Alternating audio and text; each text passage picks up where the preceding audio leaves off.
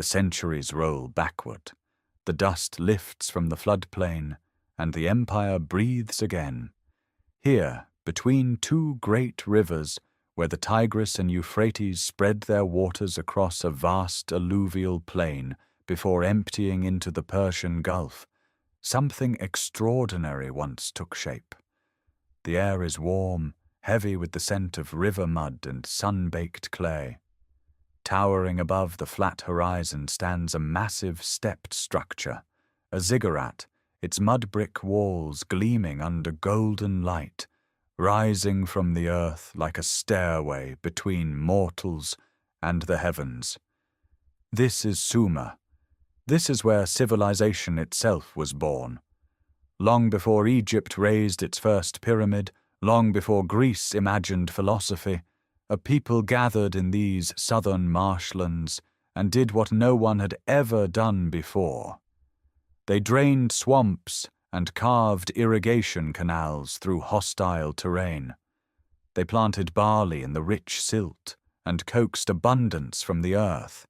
They built the first true cities the world had ever seen: Uruk, Eridu, Lagash, Nippur, names that echo across 5,000 years of human memory. And then, pressing a reed stylus into wet clay, they invented writing. Cuneiform, the very act that separates prehistory from history. Recorded civilization begins right here, in this soil, under this sky. What lies ahead is a complete journey through the entire arc of this forgotten world. We will travel back to around 5,500 years before Christ, when the first reed huts rose beside the marshes and a simple mud-brick shrine at Eridu marked the earliest known temple in human history. We will witness the astonishing explosion of Uruk, a city of perhaps 40,000 souls, the largest settlement on Earth in its time. We will watch as writing emerges from humble accounting tokens into a system capable of recording poetry, law, and the movements of the stars. We will stand beside legendary rulers, Gilgamesh of Uruk, Yanatum of Lagash, Sargon of Akkad, and Ur-Nammu, the king who built the great ziggurat and composed the oldest surviving law code, 3 centuries before Hammurabi. We will explore how ordinary Sumerians lived, what they ate, how they brewed their beer, how their children learned to write in the tablet houses. We will marvel at the gold headdress of Queen Puabi, pulled from the royal tombs of Ur after 4,000 years in the earth. We will trace the trade routes that brought lapis lazuli from distant Afghanistan and carnelian from the Indus Valley to the workshops of Sumerian artisans. And we will confront the slow, painful decline, the salt creeping through irrigated fields, the harvests failing, the Amorite migrations pressing against crumbling walls, until the last king of Ur was led away in chains, and one of the most powerful poems of the ancient world mourned the destruction of a city beloved by the gods. Yet even in death, Sumer refused to vanish. Its language survived for nearly 2,000 years as a tongue of scholars and priests. Its base 60 number system still governs every minute on every clock and every degree in every circle measured today. Its literary masterpiece, the Epic of Gilgamesh, remains among the greatest stories ever told. Every wheel that turns, every contract that binds, every hour that passes carries within it the invisible inheritance of this civilization. This is not merely a history lesson. This is a complete journey through time, from the first settlement to the final silence, and from that silence to the rediscovery that stunned the modern world. By the end, the full weight of what these people achieved will settle into place, and the world we live in today will never look quite the same. If you find yourself drawn to these complete journeys through ancient civilizations, consider subscribing so that you never miss our next exploration. Each week, we bring you the full story of a lost world, told from its first breath to its lasting echo. Now, let us begin our journey, back to the marshlands, back to the mud and the reeds, back to the very moment when humanity first dared to build something that would outlast the ages. Long before the first city rises, long before any hand presses a reed stylus into wet clay, there is only water and wind and silence. The southern reaches of Mesopotamia stretch flat and shimmering under a pale sky, a vast expanse of marshland where the Tigris and the Euphrates slow and spread into braided channels, shallow lagoons, and endless beds of towering reeds. The air is thick with humidity. Fish break the surface of still pools. Herons stand motionless among the rushes. This is a world that belongs to water, and for millennia, no permanent human settlement disturbs it. Then, sometime around 5,500 years before the Common Era, something shifts. Small groups of people begin to linger at the edges of the marshes. They are not the first humans to pass through this landscape, but they are the first to stay. They cut bundles of giant reeds, bend them into arching frames, and lash them together with palm fiber rope to form shelters.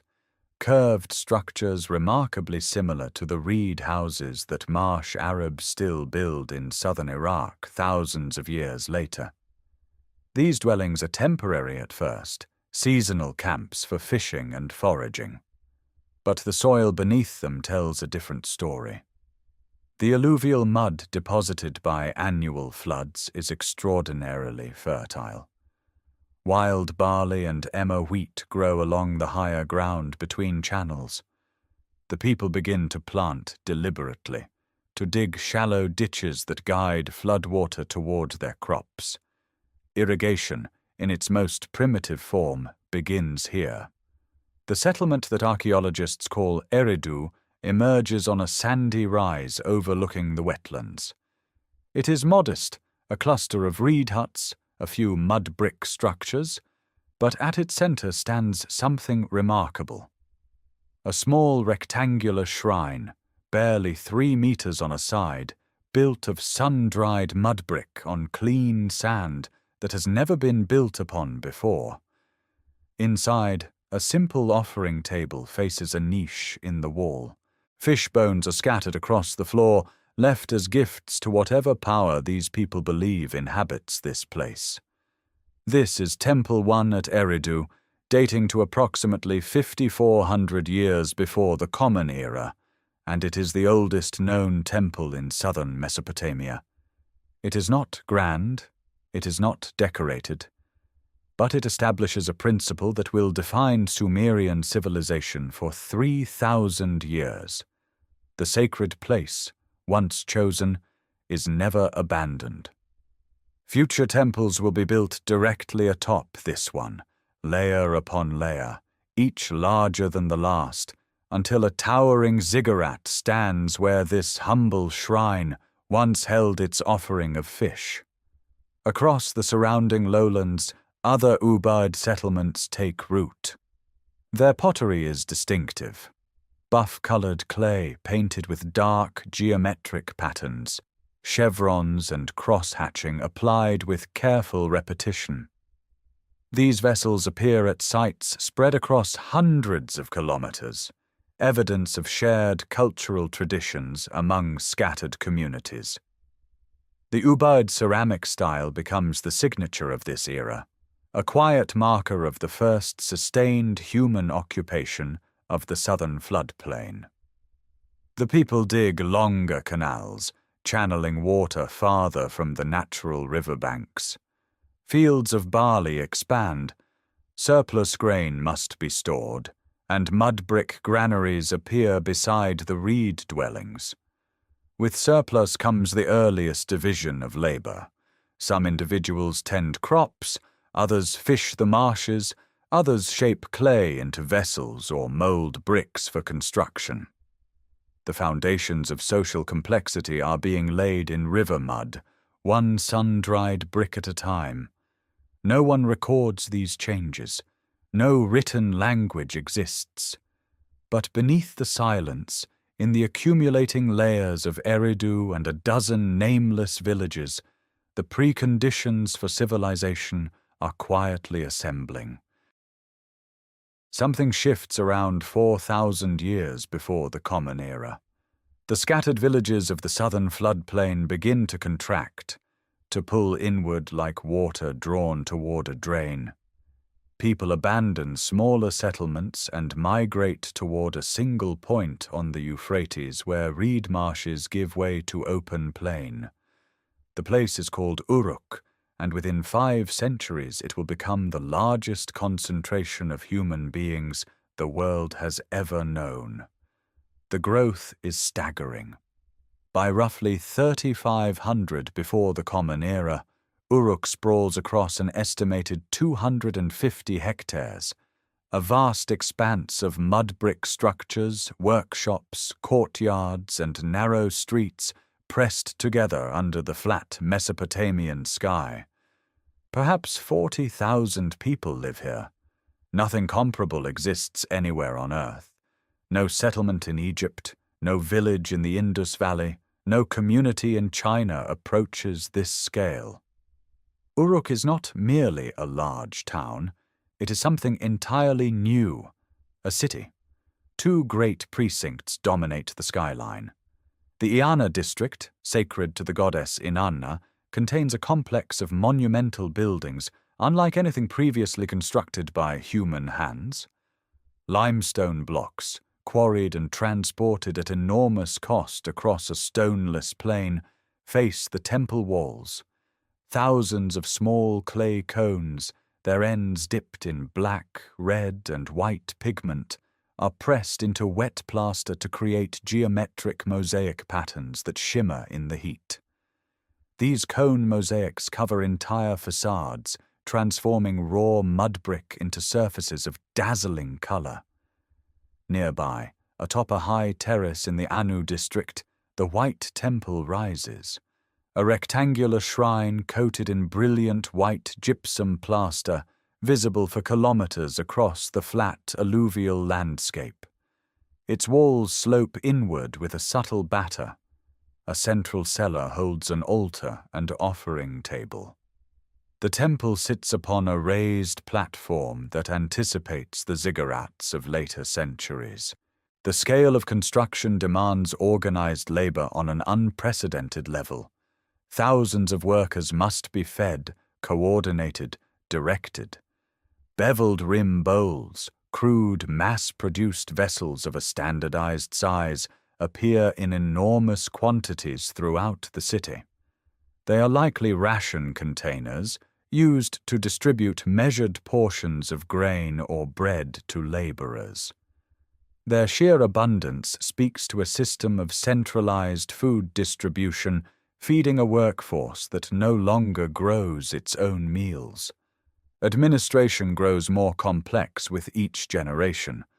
Small clay tokens shaped as spheres, cones, and discs, each representing a specific commodity or quantity, are sealed inside hollow clay balls called bulle. The impressions of the tokens are pressed onto the outer surface before the ball is closed, creating a record visible without breaking the seal. This is the threshold of something momentous, though no one living in Uruk can yet perceive it. The need to track grain, livestock, and labor is pushing the human mind toward abstraction, toward the idea that a mark in clay can stand for a thing in the world. The Walker vase, carved from alabaster and standing nearly a meter tall, captures the city's self-image in layered relief. Water flows at the base. Barley and date palms grow above it. Sheep and rams process in a middle register.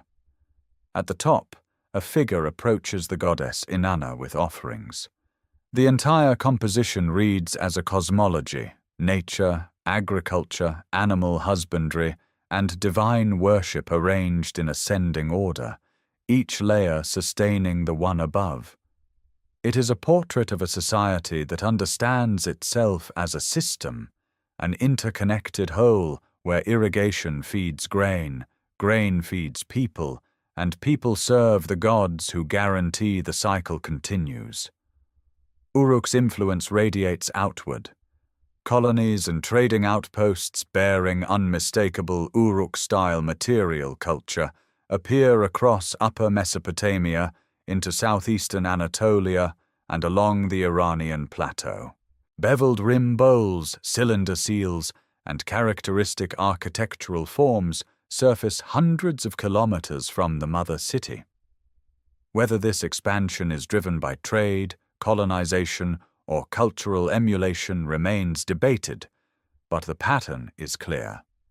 Uruk is not merely growing, it is projecting its organizational model across the ancient Near East, reshaping distant communities in its image. The world's first city is becoming the world's first center of gravity. But the reach of Uruk demands something no human memory alone can sustain. As the city's temple complexes grow in scale and complexity through the centuries after 3,500 before the Common Era, the volume of goods flowing through their storerooms exceeds what any priest or administrator can track by recall. Grain arrives from dozens of canal-fed estates. Livestock herds number in the thousands. Rations must be distributed to laborers, offerings allocated to deities, surpluses stored and accounted for across seasons. The organizational mind that built the world's first city now confronts a problem that organization alone cannot solve. It needs a technology of memory. The solution begins not with writing, but with counting. Small clay tokens, cones, spheres, discs, each representing a specific quantity of a specific commodity, have circulated across Mesopotamia for millennia. A small cone stands for a measure of grain. A sphere represents a larger unit.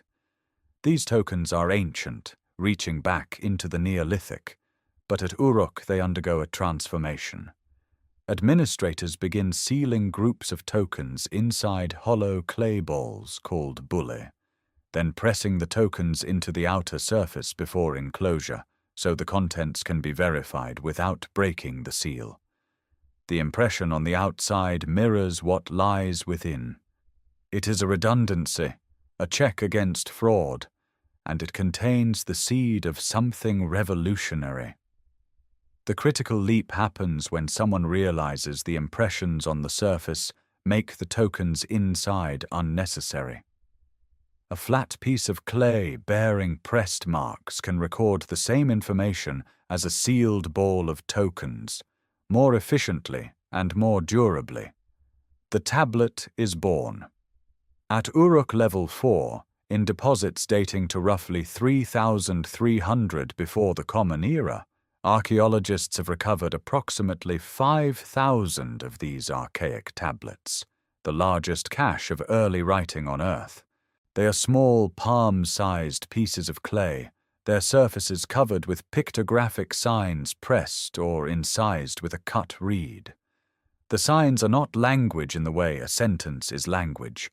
They are records, quantities of barley, counts of sheep and goats, inventories of jars of oil and beer. Numbers appear alongside commodity signs in rigid, formulaic arrangements. The signs themselves evolve rapidly. Early pictographs, recognizable drawings of a head of grain, an animal, a vessel, gradually become more abstract as scribes discover that quick, angled impressions of a wedge-shaped stylus are faster than careful drawing. The reed is cut to a triangular tip, and each mark becomes a combination of wedges pressed at different angles. This is the birth of cuneiform, the wedge writing that will serve Mesopotamia for over 3,000 years. The temple storerooms of the Iana precinct are the crucible. Sealed jars of grain and oil line mud brick shelves. Tablets sit in baskets, organized by commodity and accounting period. Cylinder seals, small carved stone cylinders rolled across wet clay to leave a continuous impressed image, serve as signatures, marking individual authority over specific transactions. The entire system is designed not for storytelling or prayer, but for institutional control. Writing begins as bureaucracy. Yet even in this earliest, most utilitarian phase, the system carries implications far beyond bookkeeping. For the first time in human existence, information can outlast the moment of its creation. A tablet recording this season's barley harvest can be read next season, or next year, or by a stranger who never met the scribe who made it. Knowledge separates from the knower. Memory becomes permanent, portable, and verifiable. The spoken word vanishes in air. The pressed sign endures in clay.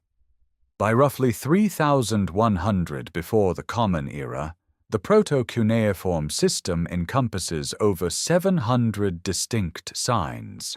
It remains cumbersome, limited to administrative contexts, and largely confined to Uruk and a handful of sites influenced by Uruk's culture. It cannot yet capture the full complexity of spoken Sumerian. But the threshold has been crossed. The human mind has externalized itself onto matter, and nothing in the trajectory of civilization will ever be the same. The signs pressed into clay at Uruk do not remain confined to a single city. In the centuries after 3100 before the Common Era, during the period scholars call Jemdet Nazar, the practice of recording and the administrative structures behind it ripple outward across the southern alluvium. What emerges is not one great center surrounded by dependents, but a constellation of cities, each rising from the flat plain with its own walls, its own granaries, its own temple precinct, and its own god. The landscape of southern Mesopotamia transforms. Mud brick walls thicken and climb higher around settlements that have swelled beyond anything the Ubaid farmers could have imagined. A distinctive construction technique appears: plano-convex bricks, flat on one side and rounded on the other, laid in herringbone patterns that lock together with surprising strength. These bricks build the walls of Kish in the north, of Ur near the Gulf, of Lagash and its sister city Gersu along the eastern channels, of Ummah on the contested plains between waterways, and of Nippur at the geographic heart of the Sumerian world.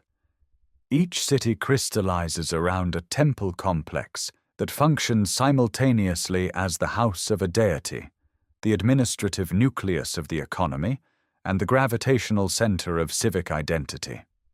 Eridu, the oldest of the sacred sites, belongs to Enki, god of fresh water and wisdom, whose shrine has been rebuilt on the same spot for over 2,000 years by this time. Uruk remains the seat of Inanna, goddess of love and war, her Iana precinct still the most architecturally ambitious sacred space in existence. But it is Nippur that holds a unique position. Enlil, god of wind and authority, lord of the divine assembly, resides there. No king in Sumer can claim legitimate rule without recognition at Nippur's Ika temple. The city produces no great dynasty of its own, commands no empire, yet every ambitious ruler must seek its blessing. Nippur becomes the religious capital of a civilization that has no political capital at all. The temples are not merely places of worship. They collect grain, distribute rations, manage herds of cattle and flocks of sheep, organize labor for canal maintenance, and oversee the textile production that will become one of Sumer's most valuable exports. Cylinder seals, small carved stone cylinders rolled across wet clay, to leave a continuous impressed image, mark ownership, and authorize transactions. The earliest examples from this transitional period show ritual scenes, figures approaching seated deities, rows of animals processed toward temple gates, priests performing offerings. Each seal is unique, a personal signature in a world where written names are still rare. The Sumerian king list, composed centuries later but drawing on older traditions, opens with a mythological preamble of extraordinary ambition. Kingship, it declares, descended from heaven. It first alighted at Eridu, then passed to other cities in succession, a theological framework imposing divine order on what was in reality a fractured political landscape. The list records reigns of impossible length for the earliest rulers, tens of thousands of years apiece, before a great flood resets history and kingship descends again. Behind the mythology lies a genuine memory. These cities did not arise under a single authority. They grew independently, competed fiercely, and understood their rivalries as reflections of conflicts among the gods themselves. By 2900 before the Common Era, the transition into the early dynastic period is underway. The southern floodplain holds perhaps a dozen major urban centers and scores of smaller towns, all linked by canals, all dependent on irrigation, all watching one another across the flat and treeless horizon. The age of city-states has begun, and every skyline belongs to a god whose earthly household commands the labor, loyalty, and grain of thousands. The temples rise above the mud-brick walls like assertions of cosmic order pressed into the restless earth. The age of city-states does not remain a matter of temples and grain alone. Between 2900 and 2700 before the Common Era, a new force reshapes the political landscape of southern Mesopotamia. Kingship itself, an institution that the Sumerians believe is not of human invention, but a gift lowered from the heavens. The Sumerian king list, preserved on clay prisms copied and recopied across centuries, opens with a declaration of cosmic authority. Kingship descends from heaven to Eridu, the oldest of sacred cities. From Eridu it passes to Bad Tibira, then to Uruk, to Separ, to Shuruppak. The earliest rulers listed reign for tens of thousands of years, fantastical spans that belong to myth rather than chronicle. Yet after the great flood that the list records as a rupture in history, the reigns shorten, the names grow more plausible, and the cities named correspond to real places whose ruins still rise from the alluvial plain. Kish emerges as the first seat of post-Diluvian kingship. The title King of Kish carries a prestige that outlasts any single dynasty, signifying hegemony over the whole of Sumer. Etana of Kish, whom later tradition remembers as the shepherd who ascended to heaven on the back of an eagle, appears in the king list as a ruler who stabilized the lands.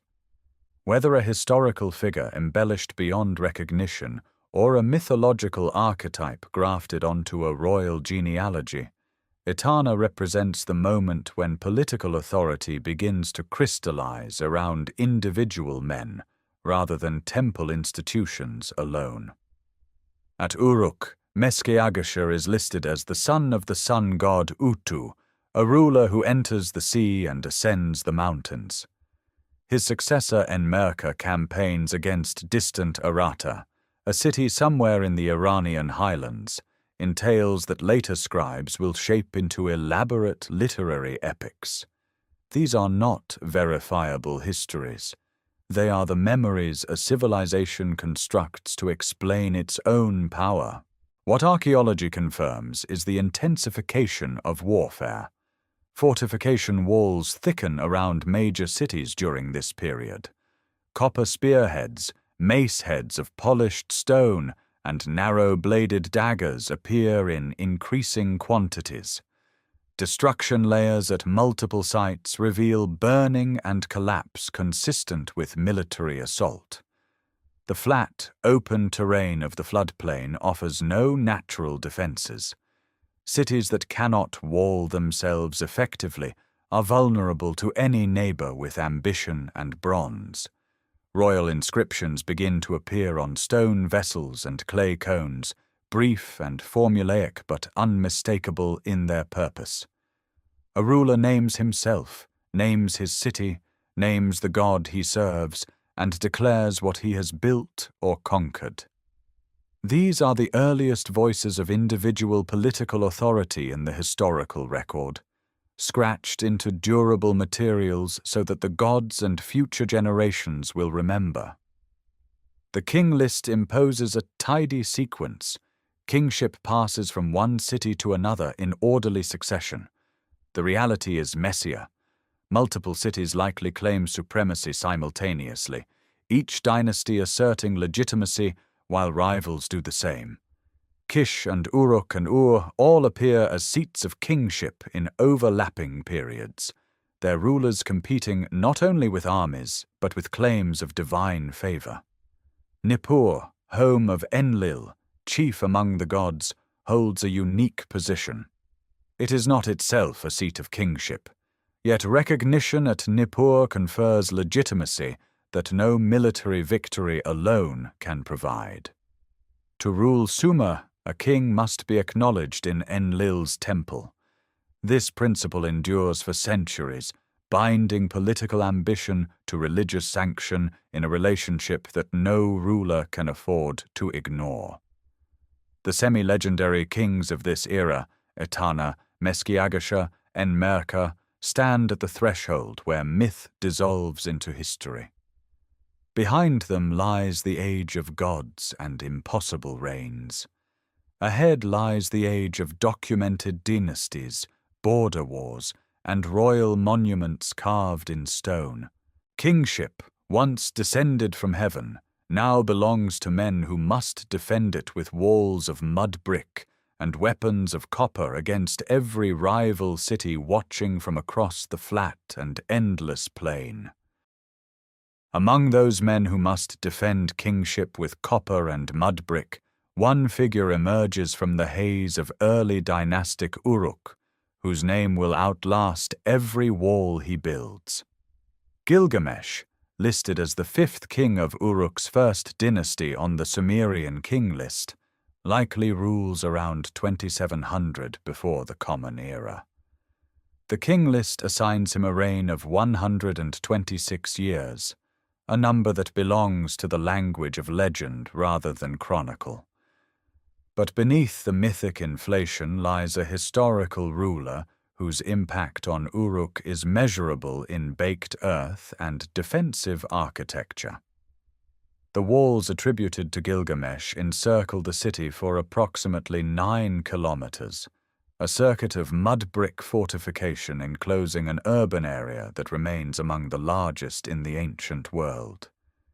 The construction is massive. Mud brick curtain walls rise thick enough to walk upon, punctuated by semicircular bastions at regular intervals.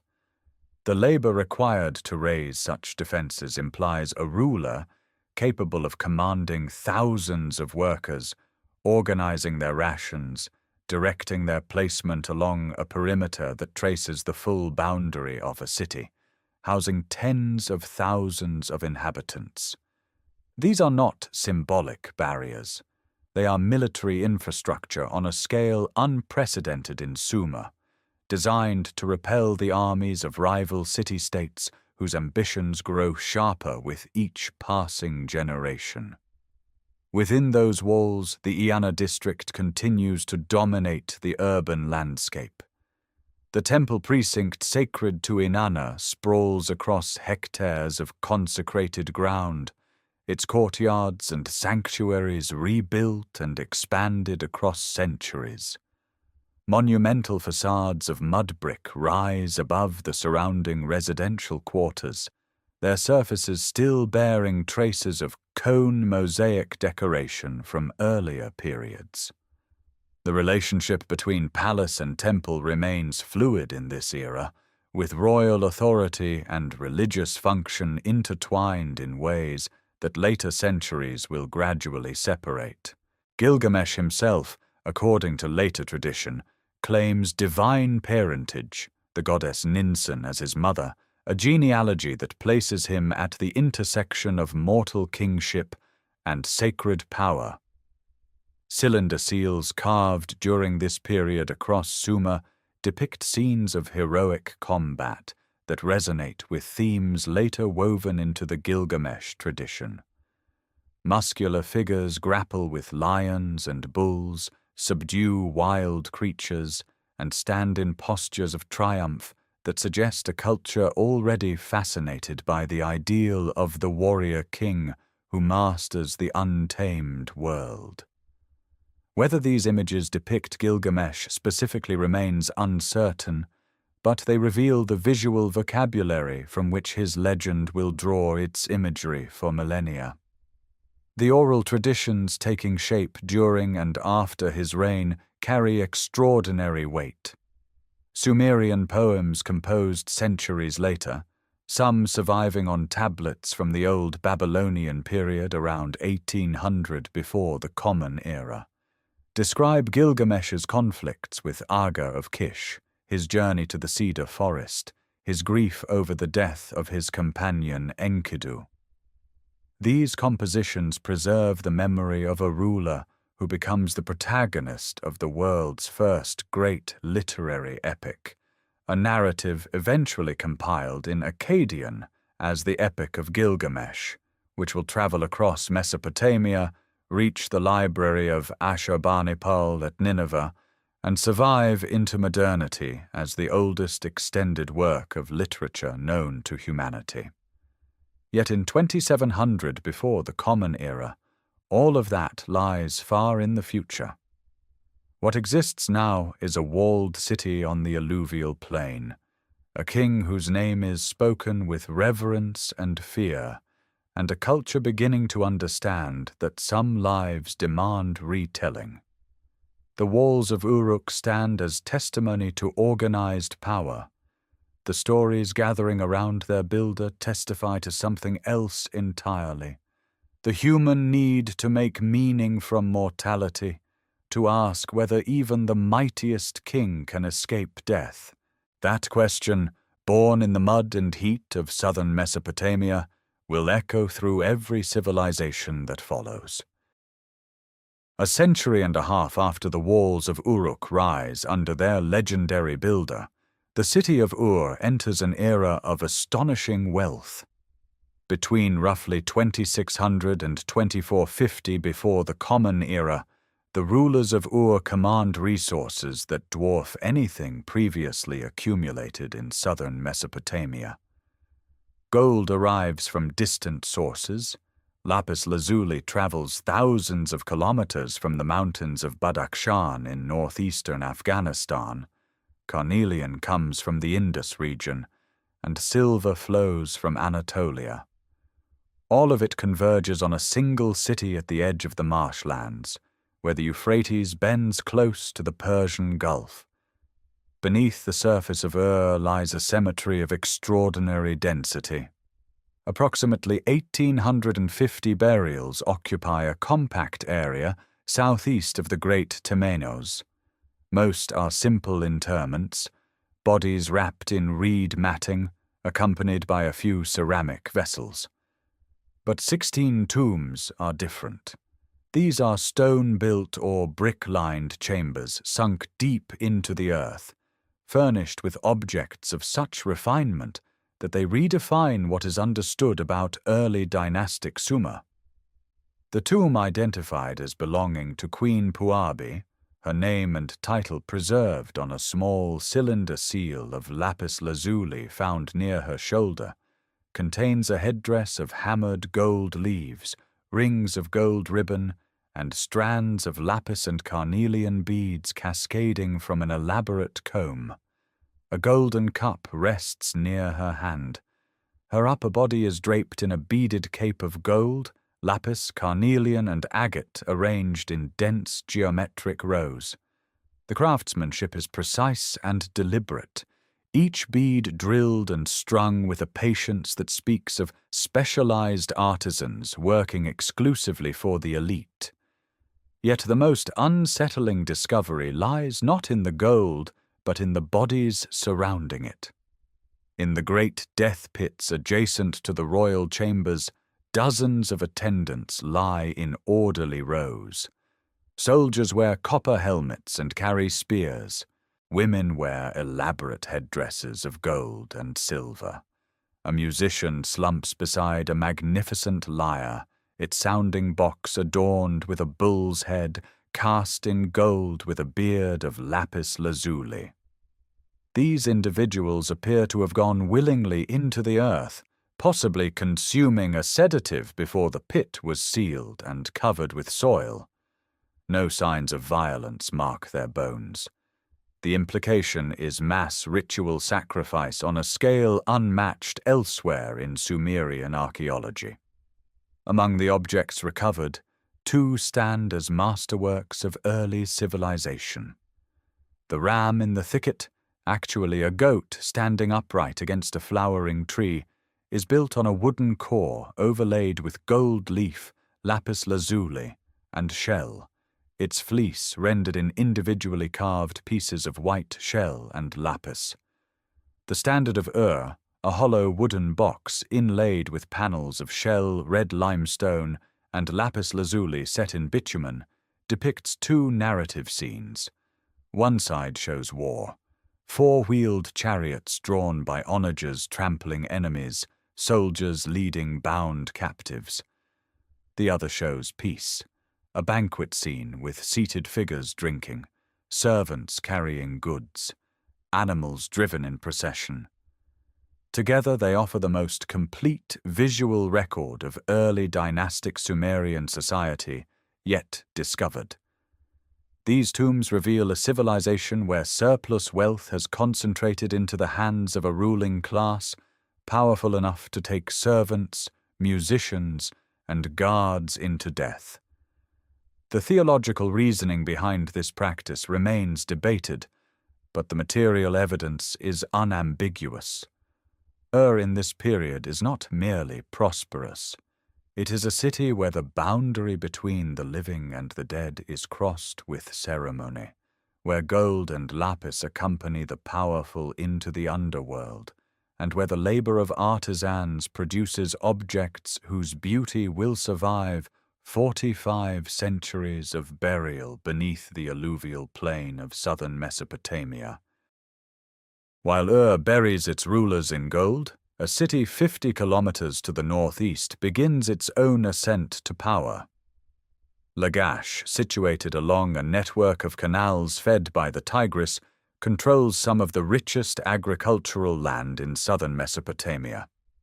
Around 2500 before the Common Era, a ruler named Ur-Nanshe founds what later tradition will call the first dynasty of Lagash, and with him begins a century of ambition that will reshape the political landscape of Sumer. Ur-Nanshe is a builder. His inscriptions, carved on limestone plaques recovered from the temple complex at Girsu, depict him carrying a basket of mud bricks on his head, the ritual gesture of a king who personally inaugurates construction. He builds temples, digs canals, and fortifies the city. These plaques show his children standing beside him, named and titled, establishing a dynastic lineage meant to endure. He imports timber by sea, likely from Dilmun, for temple doors and roofing beams that the treeless alluvial plain cannot provide. Under his rule, Lagash transforms from a regional settlement into a city-state of consequence.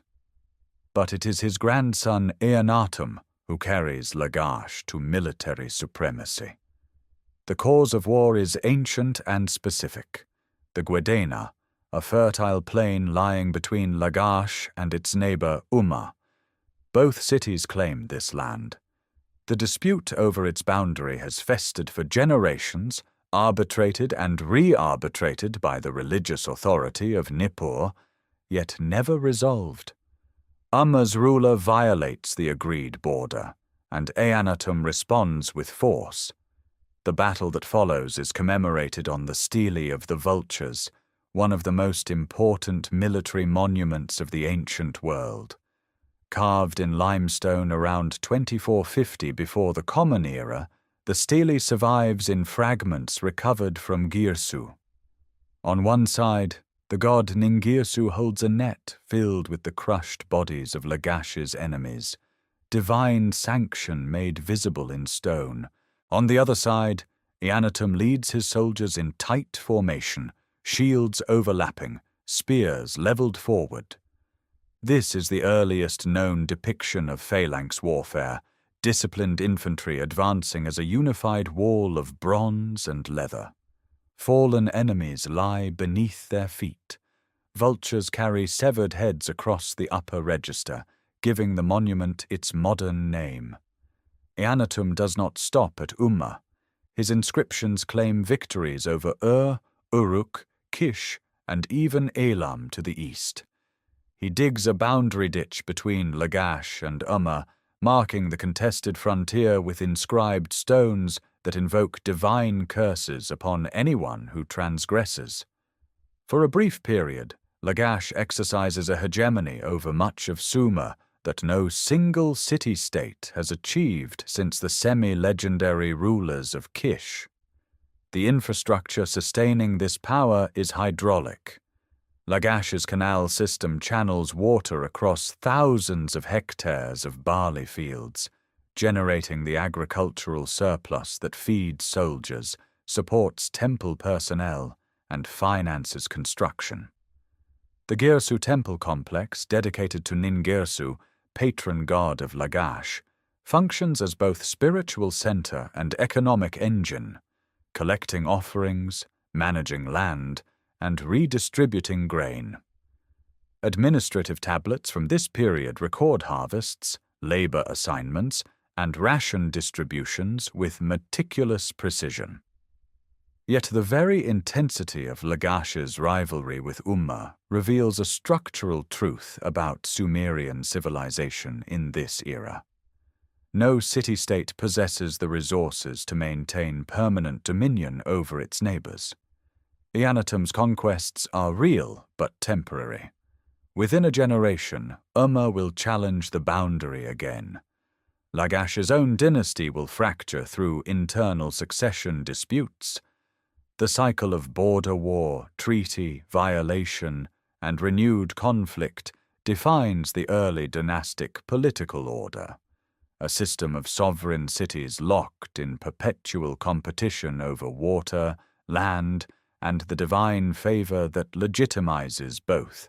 The stele of the vultures endures as more than a victory monument. It captures the moment when Sumerian warfare becomes organized, when the individual heroism of earlier tradition gives way to the coordinated discipline of ranked infantry. The soldiers carved into its surface carry identical equipment, march in identical posture, and fight as a single organism. Behind them stands a state capable of feeding, arming, and commanding them. Lagash under Eannatum is not merely a city with an army. It is a city whose entire administrative apparatus has been mobilized for territorial expansion across the canal-laced plains of southern Mesopotamia. The administrative apparatus that Eannatum built does not survive intact through the generations that follow him. Lagash, after its great conqueror, enters a period of internal tension as the temple estates that once channeled surplus grain into military campaigns begin to absorb ever more of the city's wealth for themselves.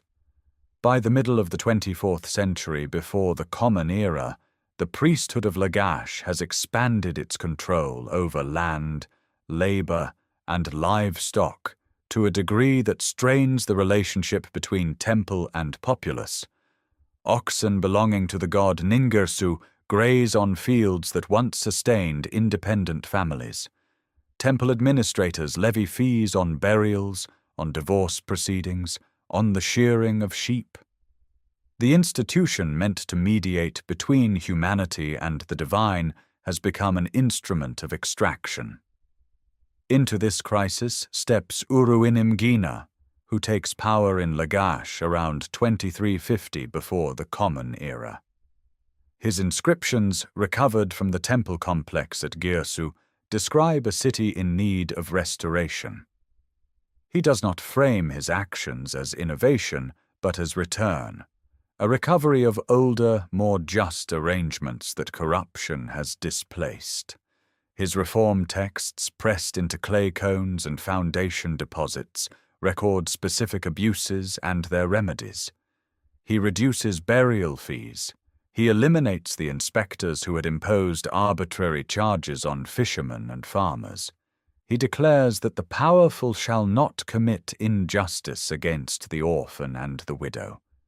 The Sumerian word he uses is amagi, often translated as freedom or return to the mother, one of the earliest recorded expressions of a concept that will echo through millennia of political thought. Uruinimgina's reforms extend into the temple economy itself. He curtails the personal enrichment of priests and officials who had blurred the boundary between institutional wealth and private gain. Land seized by temple administrators is returned. The Ensi positions himself not as an absolute ruler, but as a steward appointed by Ningirsu to protect the weak from the strong. His inscriptions carry a moral weight unusual for royal texts of this period, which more commonly celebrate military conquest and monumental construction. Yet the reformer's reign is measured in years, not decades. While Uruinimgina restructures Lagash from within, a far more dangerous force consolidates power to the northwest. Lugalzagesi, originally Ensi of Umma, the same rival city that Eannatum had defeated a century earlier, embarks on a campaign of conquest that dwarfs anything Sumer has previously witnessed.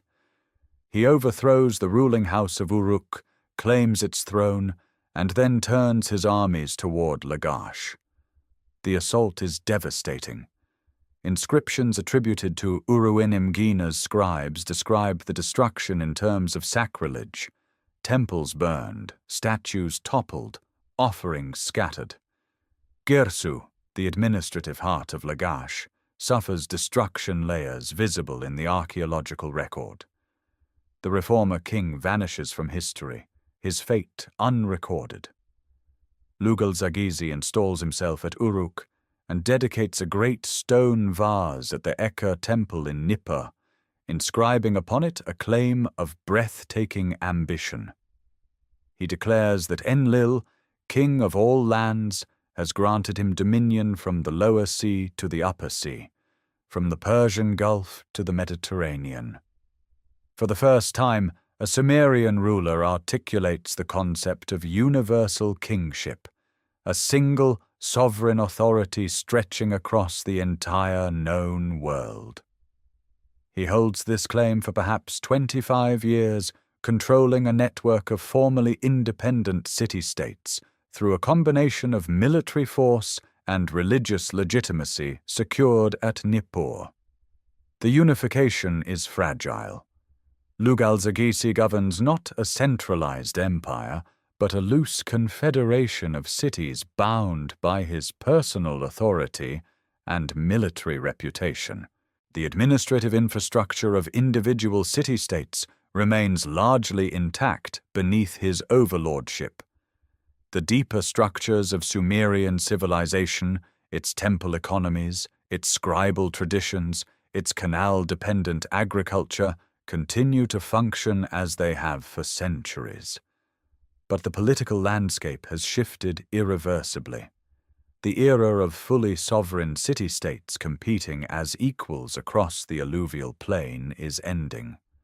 Lugalzagesi has demonstrated that one ruler can claim all of Sumer and that claim, once made, invites challenge from beyond the Sumerian heartland itself. The challenge comes not from within the Sumerian heartland, but from the north, from a man whose origins are deliberately obscured in legend. Around 2334 before the Common Era, Sargon of Akkad moves against Lugal-Zagizi's loose confederation, and the political order of southern Mesopotamia shatters beyond repair. Later tradition wraps Sargon's birth in mystery. A text composed centuries after his death claims his mother was a priestess who set him adrift in a reed basket sealed with bitumen on the Euphrates, a foundational myth echoed in later cultures. What the historical record suggests is more prosaic, but no less remarkable. Sargon serves as cupbearer to Ur-Zababa, king of Kish, a position of intimate access to royal power. From this proximity, he rises. The city he establishes as his capital, Akkad, somewhere along the Euphrates north of Sumer, becomes the seat of an empire unlike anything the ancient world has witnessed. Its precise location has never been found. Akkad remains one of archaeology's great missing cities. Sargon defeats Lugal-Zagizi in battle, reportedly capturing him and bringing him in a neck stock to the gate of Enlil's temple at Nippur. The symbolic weight is immense.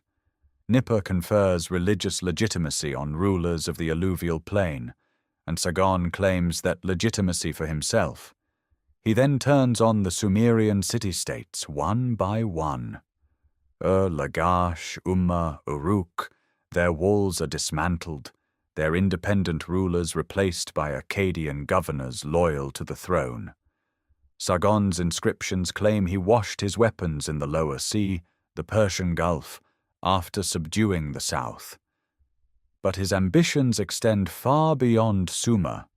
Campaigns carry Akkadian armies northwest to Mari on the middle Euphrates, then onward to Ebla in northern Syria, and possibly to the cedar forests of the Amanus Mountains along the Mediterranean coast. Eastward, Sargon strikes into Elam, subduing Susa and its surrounding territories. The resulting domain stretches from the Persian Gulf to the Mediterranean, an empire spanning perhaps 1,500 kilometers, administered from a single center, sustained by tribute and military garrisons. The administrative transformation is profound. Akkadian, a Semitic language fundamentally different from Sumerian in structure, becomes the language of royal inscriptions and state correspondence. Sargon installs his daughter Enheduanna as high priestess of the moon god Nanna at Ur, binding Sumerian religious authority to Akkadian political power. Enheduanna composes hymns in Sumerian. She is the earliest author in human history whose name and works survive together. Her poetry bridges the two cultures, even as her appointment asserts dominance over one. Cylinder seals from the Akkadian period reveal a new artistic sensibility. Where Sumerian glyptic art favors ritual banquet scenes and rows of identical figures, Akkadian seal cutters carve dynamic mythological narratives, gods wrestling beasts, heroes in violent combat, figures rendered with muscular naturalism and dramatic composition. A copperhead discovered at Nineveh, often identified as Sargon, though its attribution remains uncertain, displays a face of extraordinary refinement. Braided beard, full lips, empty eye sockets that once held precious stone inlays. Whether or not it depicts Sargon himself, it embodies the confident power of the dynasty he founds. Sargon reigns for approximately 56 years, an extraordinary span suggesting both political skill and ruthless suppression of revolt. His inscriptions acknowledge rebellions, cities rising against Akkadian control, requiring reconquest. The empire holds through force, through the strategic placement of loyal administrators, and through the appropriation of existing Sumerian institutional frameworks. Temple economies continue to function, canal systems remain maintained, scribal traditions persist. Beneath the Akkadian political superstructure, Sumerian civilization endures as the cultural bedrock of Mesopotamia, its language still read, its gods still worshipped, its agricultural knowledge still indispensable. Sargon conquers Sumer, but he cannot replace it. The empire Sargon built does not pass gently to his successors. His son Remush inherits the throne around 2279 before the Common Era and immediately confronts rebellion across the Sumerian south.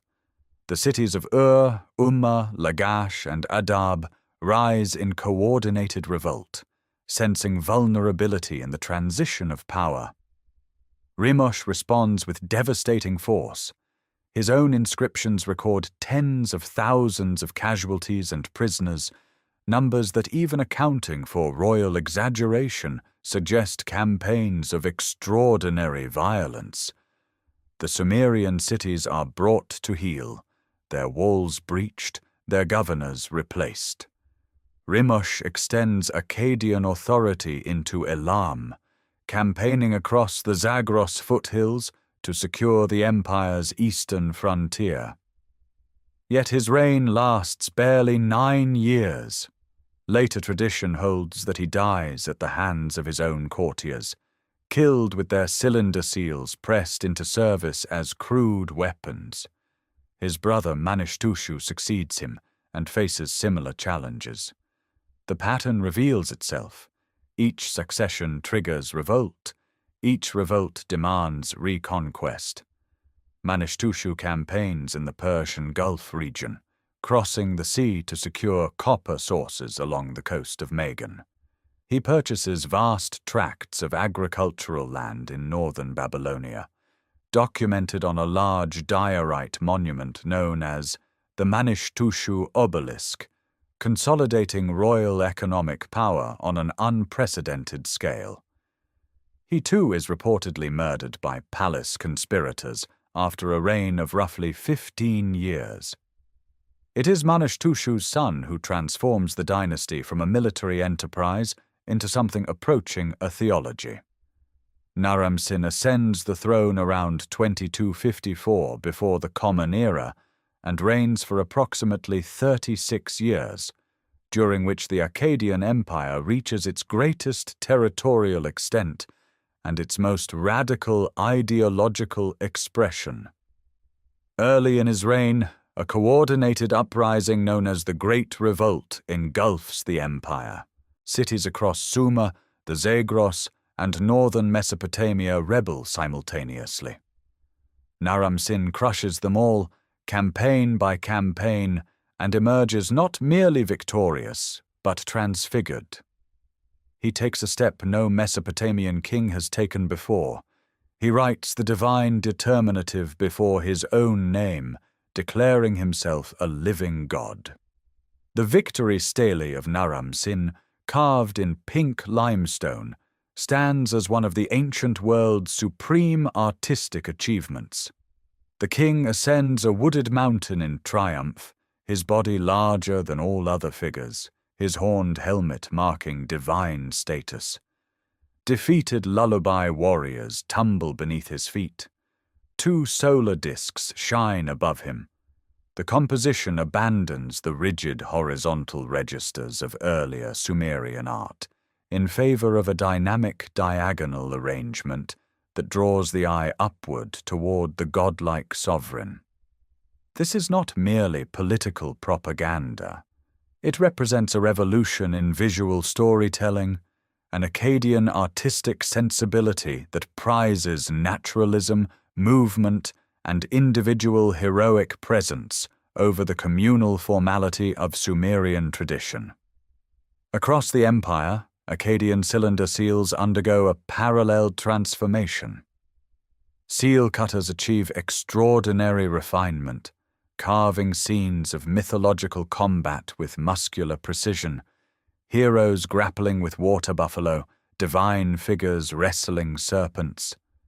The Basetki statue, a copper-seated figure cast using the lost wax method, demonstrates metallurgical mastery of remarkable sophistication.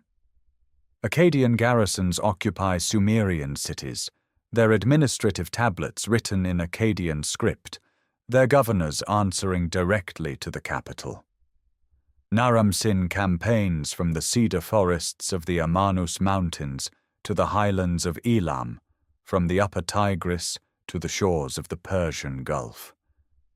His grandson, Shah-Kali-Shari, inherits an empire already straining at its seams. Gutian raiders press from the Zagros, internal cohesion fractures. Shah-Kali-Shari fights defensive wars where his predecessors fought wars of conquest. After his death around 2193 before the Common Era, the Sumerian king list records a haunting question. Who was king? Who was not king? As the dynasty dissolves into chaos. The divine monarchy Naram-Sin proclaimed proves as mortal as the man who imagined it.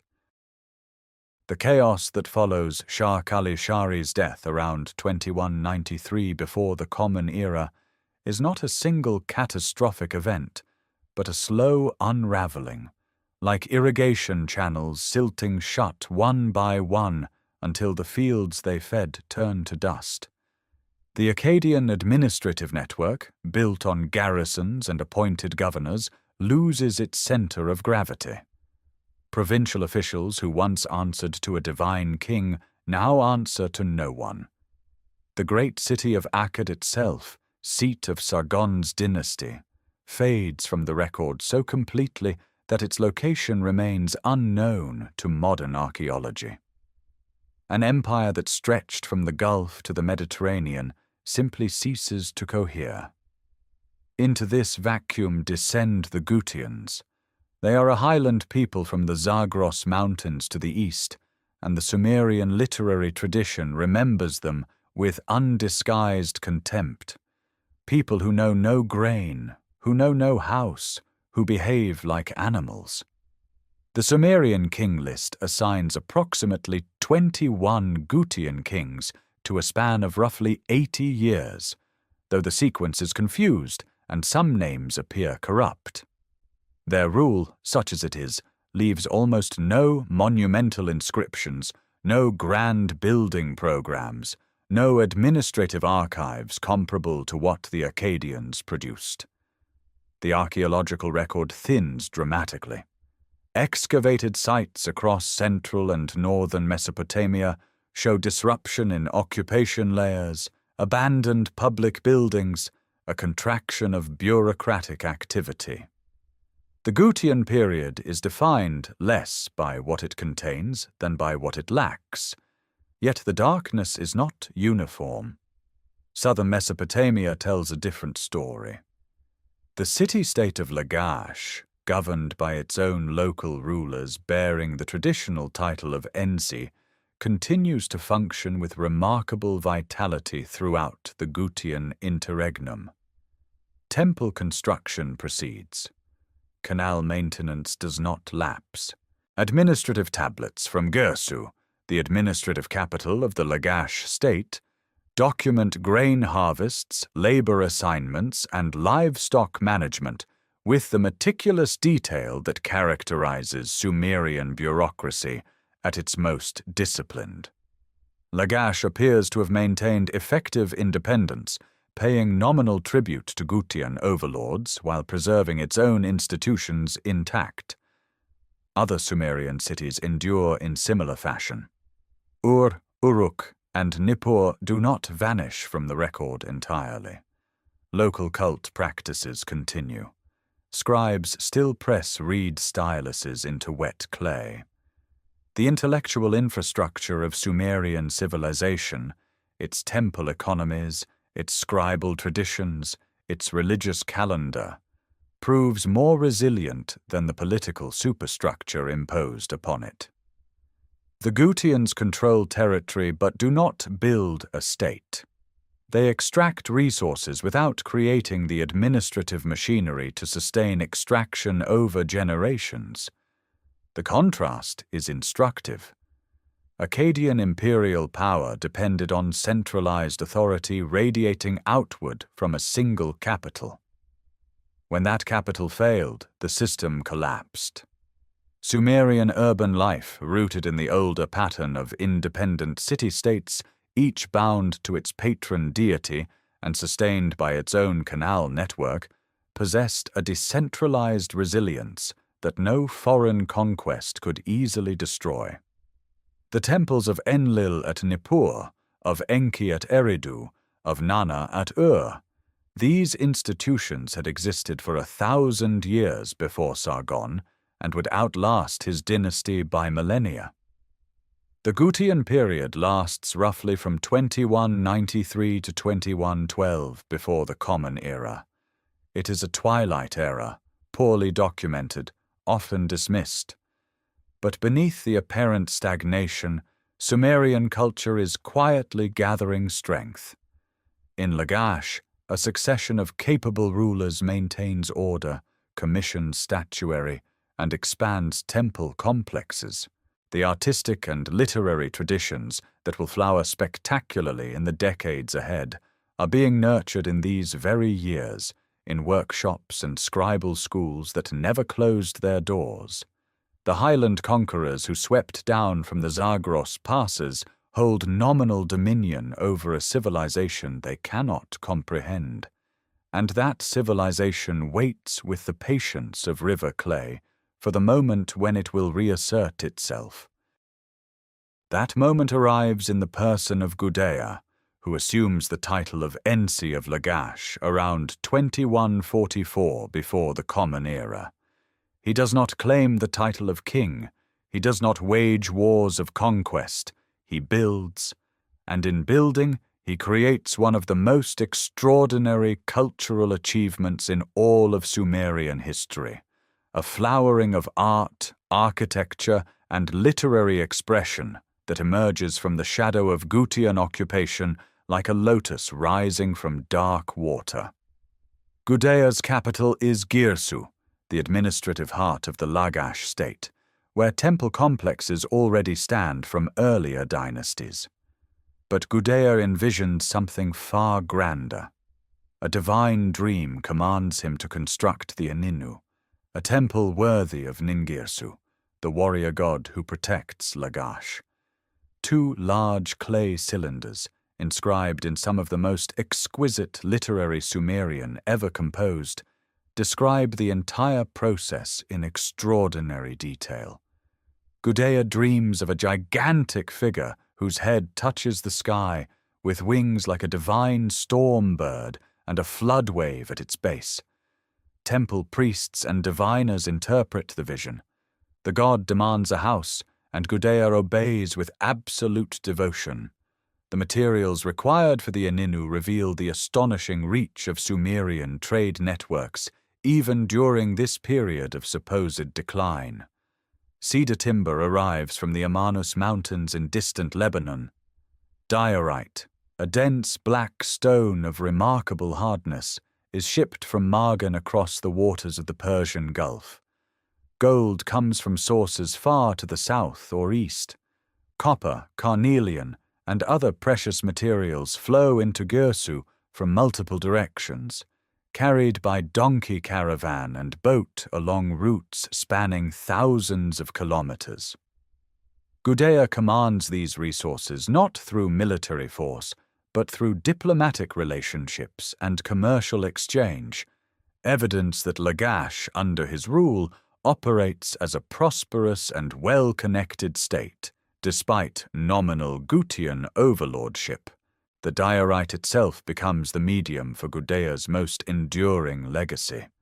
More than 24 statues carved from this unforgiving stone survive, most discovered at Girsu by French excavators in the late 19th century. They depict Gudea seated or standing, hands clasped in prayer, wearing a distinctive rounded cap of Persian lamb wool. The faces are serene, the surfaces polished to a mirror finish that seems impossible given the tools available. Several statues bear inscriptions on their laps or bases, and at least one displays an architectural plan etched into a tablet held across the knees, showing the temple layout in precise detail. These are among the finest sculptures produced anywhere in the ancient world before classical Greece, and they radiate a calm spiritual authority that transcends their era. The 15 temples Gudea constructs or restores across the Lagash territory represent a comprehensive renewal of sacred architecture. Each temple honors a specific deity within the Sumerian pantheon. The Aninu itself, dedicated to Ningirsu, is adorned with cedar beams and decorated with copper fittings. Foundation deposits, small figurines buried beneath cornerstones to consecrate the building, mark the ritual precision of the construction process. Every stage follows divine instruction as recorded on the cylinders, from the molding of the first brick to the final dedication ceremonies. Gudea's reign, lasting roughly 20 years until around 2124 before the Common Era, demonstrates something profound about Sumerian civilization. Political fragmentation and foreign domination cannot extinguish a culture this deeply rooted. The scribal schools continue producing literary masterworks. The trade routes remain open. The theological frameworks that give meaning to every aspect of life endure unbroken. Gudea builds not in defiance of the Gutian presence, but almost in indifference to it, as though the true power in southern Mesopotamia has always resided not in armies, but in temples, not in conquest, but in the patient shaping of mud and stone into sacred form. His statues still gaze outward with that same serene composure, hands folded, lips closed, embodying a civilization preparing quietly for its final and most magnificent renaissance.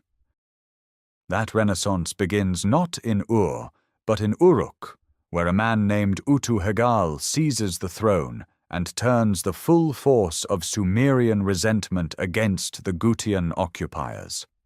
Around 2120 before the Common Era, Utu-Hegal marches north with an army drawn from Uruk citizens and confronts the Gutian king Tirigan. The campaign is swift. Tirigan attempts to flee but is captured, brought before Utu-Hegal, and forced to grovel in the dust. An inscription commemorating the victory describes the Gutians as fanged serpents of the mountains, a people who filled Sumer with wickedness. The liberation electrifies the southern cities. For the first time in nearly a century, a Sumerian ruler commands the allegiance of the entire alluvial plain. But Utu-Hegal's triumph is brief. Within a few years, around 2112 before the Common Era, his own military governor at Ur, a man named Ur-Nammu, assumes supreme power. The circumstances remain unclear. One tradition claims Utu-Hegal drowned while inspecting a canal. Whatever the cause, Ur-Nammu wastes no time establishing legitimacy. He founds what history remembers as the Third Dynasty of Ur, and in doing so creates the most sophisticated administrative state the ancient world has yet produced. Ur-Nammu chooses his seat of power deliberately. Ur sits near the confluence of the Euphrates and the Persian Gulf trade routes, commanding both agricultural hinterland and maritime commerce. The city swells with ambition. Residential quarters expand outward from the sacred precinct in dense grids of mud-brick houses, narrow alleys threading between whitewashed walls. Harbour facilities handle goods arriving from Dilmun and Megan. The wealth pouring through Ur's docks funds a building program of extraordinary scale. The centerpiece is the Great Ziggurat, Rising from a base measuring approximately 64 meters by 46 meters, it climbs in 3 massive terraced stages toward the sky. The core is sun-dried mud brick. Millions of bricks, each stamped with Ur-Nammu's name. The exterior facing is baked brick set in bitumen mortar, giving the structure a dark, imposing solidity that sun-dried construction alone could never achieve. Weep holes built into the brickwork channel rainwater away from the core, an engineering solution of remarkable sophistication. 3 monumental staircases converge at the first terrace, their steep angles drawing the eye upward toward the small temple at the summit dedicated to Nanna, the moon god and patron deity of Ur. In the golden light of late afternoon, the ziggurat casts a shadow that stretches across the entire temple precinct, a geometric darkness marking sacred time. A fragmentary stele depicts Ur-Nammu himself carrying building tools, a basket of bricks balanced on his head, a compass and measuring rod in his hands. The king as builder, as servant of the gods, as the physical laborer who initiates sacred construction. This is not mere propaganda. It reflects a theological conviction that the ruler's primary duty is maintaining the cosmic order through temple building, canal digging, and the administration of justice. And it is in justice that Ur-Nammu leaves perhaps his most revolutionary mark. His law code, preserved on a badly damaged tablet, predates the famous laws of Hammurabi by approximately 3 centuries. Where later codes prescribe brutal physical punishments, Ur-Nammu's laws frequently substitute monetary fines. A man who blinds another pays a measured weight of silver. The code protects orphans, widows, and the poor from exploitation by the powerful. It establishes standardized weights and measures across the reunified kingdom, eliminating the commercial chaos that had plagued the Gutian period. The administrative machinery Ur-Nammu constructs is breathtaking in its precision. Provincial governors report to the capital. Messenger networks carry sealed tablets across the realm. Tax obligations are calculated, recorded, and enforced with a bureaucratic rigor that produces tens of thousands of clay documents. Every sheaf of barley, every head of cattle, every labor hour is accounted for in cuneiform on small clay tablets that accumulate in archive rooms like geological strata of human organization. Ur under Ur-Nammu becomes more than a city. It becomes the capital of a centralized territorial state stretching from the Persian Gulf to the upper reaches of the Tigris and Euphrates. The ziggurat stands at its heart, gleaming in baked brick, a monument not merely to divine worship, but to the idea that Sumerian civilization, after a century of fragmentation and foreign rule, has reconstituted itself in a form more powerful and more ordered than anything that came before. The law code that Ur-Nammu promulgates survives only in fragments, copied onto clay tablets by later scribes, but what remains is extraordinary. The prologue declares that the king has established justice in the land, eliminated extortion, and protected the orphan from the wealthy, the widow from the powerful. The laws themselves prescribe monetary fines, measured in shekels of silver, for bodily injuries that other ancient codes would later punish with mutilation or death. A broken bone demands compensation. A severed nose requires payment. The principle is restitution rather than retribution, a legal philosophy that will not reappear with such clarity for centuries. These are not abstract ideals carved into stone for display. They are working legal standards referenced in the thousands of court records that Ur-Third administrators generate across the empire. Ur-Nammu dies around 2094 before the Common Era, likely in battle. His son Shulgi ascends the throne and will reign for 48 years, transforming the administrative state his father founded into the most sophisticated bureaucratic apparatus the ancient world has yet produced. The first half of Shulgi's reign is relatively quiet, devoted to consolidation. But around his 20th regnal year, a sweeping program of reforms reshapes every dimension of governance. Weights and measures are standardized across the empire. The mina, divided into 60 shekels, becomes the universal unit of account. A new calendar replaces the patchwork of local systems that different cities had maintained for centuries. 12 months, each beginning with the new moon, now synchronize administrative life from Susa to the Mediterranean frontier.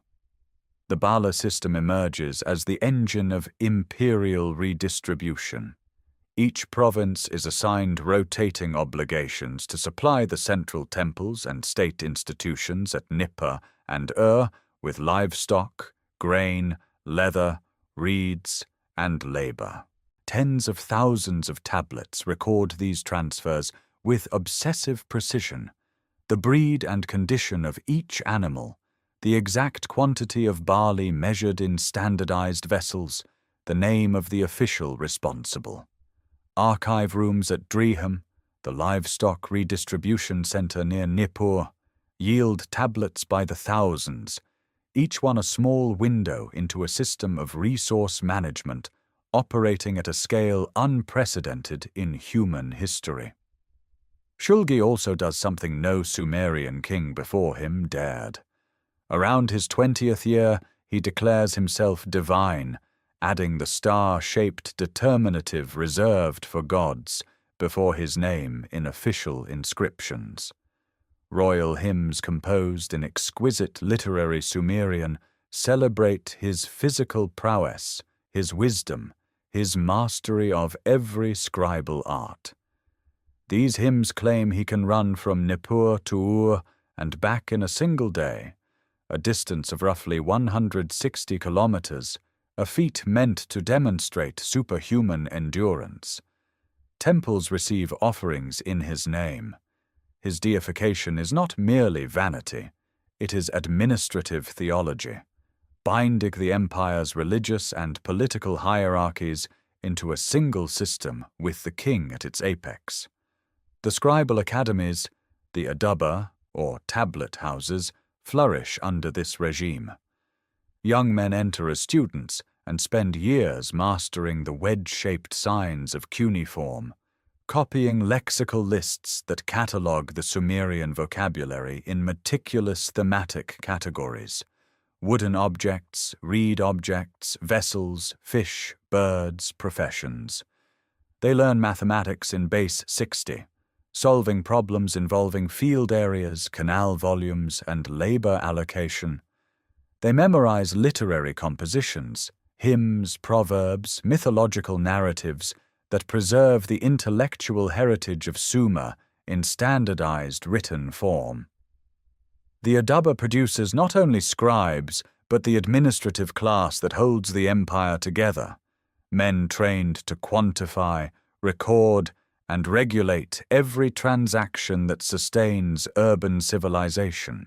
By the middle of Shulgi's reign, the Ur-Thra state administers a territory stretching from the Zagros foothills to the Persian Gulf, governed through a network of provincial governors and military commanders whose activities are documented in clay with a thoroughness that will not be matched for millennia.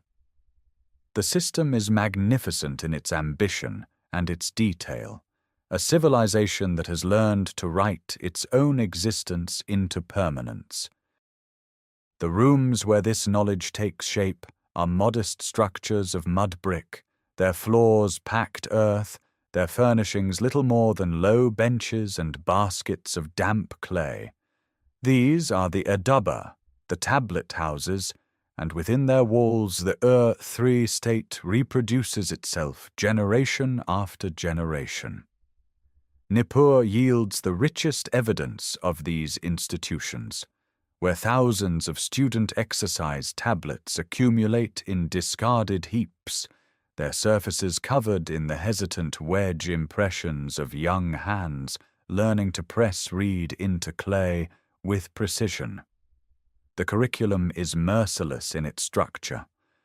A student begins by copying single cuneiform signs, repeating them in vertical columns until muscle memory fuses with visual recognition. The teacher inscribes a model on one side of a round practice tablet, and the student replicates it on the reverse. Errors are visible. Lines too deep, wedges angled incorrectly, signs crowded or misaligned. These rejected tablets, cracked and discarded, survive by the thousands, silent testimony to the labor of mastery. From individual signs, students advance to lexical lists, enormous compilations of words organized by category. Lists of trees, lists of stones, lists of professions, lists of cities, lists of gods. These are not dictionaries in any modern sense, but structured catalogues of the knowable world, an attempt to classify existence through language. Some lists contain over 1,000 entries. Memorizing them requires years.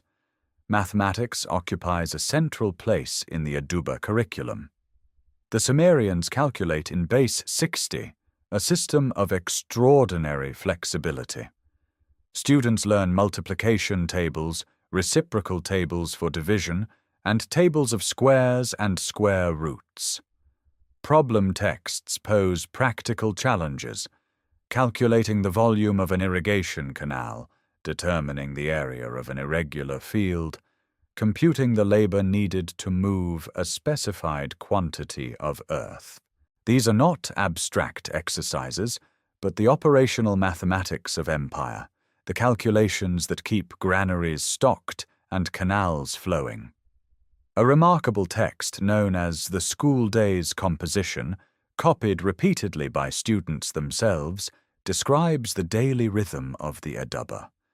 A young scribe arrives at dawn, recites his tablet from the previous day, receives a new assignment, eats his midday meal, prepares fresh clay, and writes until dismissed.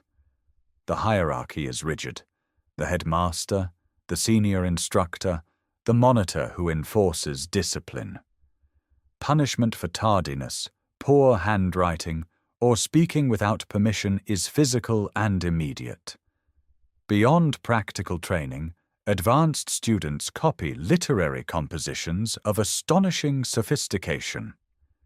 Hymns praising Shulgi's wisdom and martial prowess circulate as standard texts. The myths of Enki and Inanna, the descent to the netherworld, the exploits of Gilgamesh in earlier Sumerian verse, all pass through the hands of student scribes who copy, memorize, and internalize them. Literature and bureaucracy are not separate disciplines, but twin expressions of a single literate culture. The mathematical legacy proves particularly enduring. Base 60 allows clean division by 2, 3, 4, 5, 6, 10, 12, 15, 20, and 30, a practical advantage over base 10 that Babylonian astronomers will later exploit to map the heavens with remarkable accuracy. The division of the circle into 360 degrees, the hour into 60 minutes, the minute into 60 seconds. These conventions originate in the computational habits formed on the benches of the Aduba. Over 500,000 cuneiform tablets have been recovered from Mesopotamian sites, and a substantial portion consists of school texts, exercises, practice copies, reference lists. They reveal an educational system designed not to cultivate individual creativity, but to produce reliable functionaries capable of sustaining a complex state. The Aduba is a factory of competence, and its product is the literate administrator without whom the canals silt, the granaries empty, and the records that bind city to province dissolve into silence. Every tablet pressed in those dim rooms is a small act of preservation, holding civilization together one wedge-shaped mark at a time. The scribes who press those wedge-shaped marks do so in service of something far older than the state itself.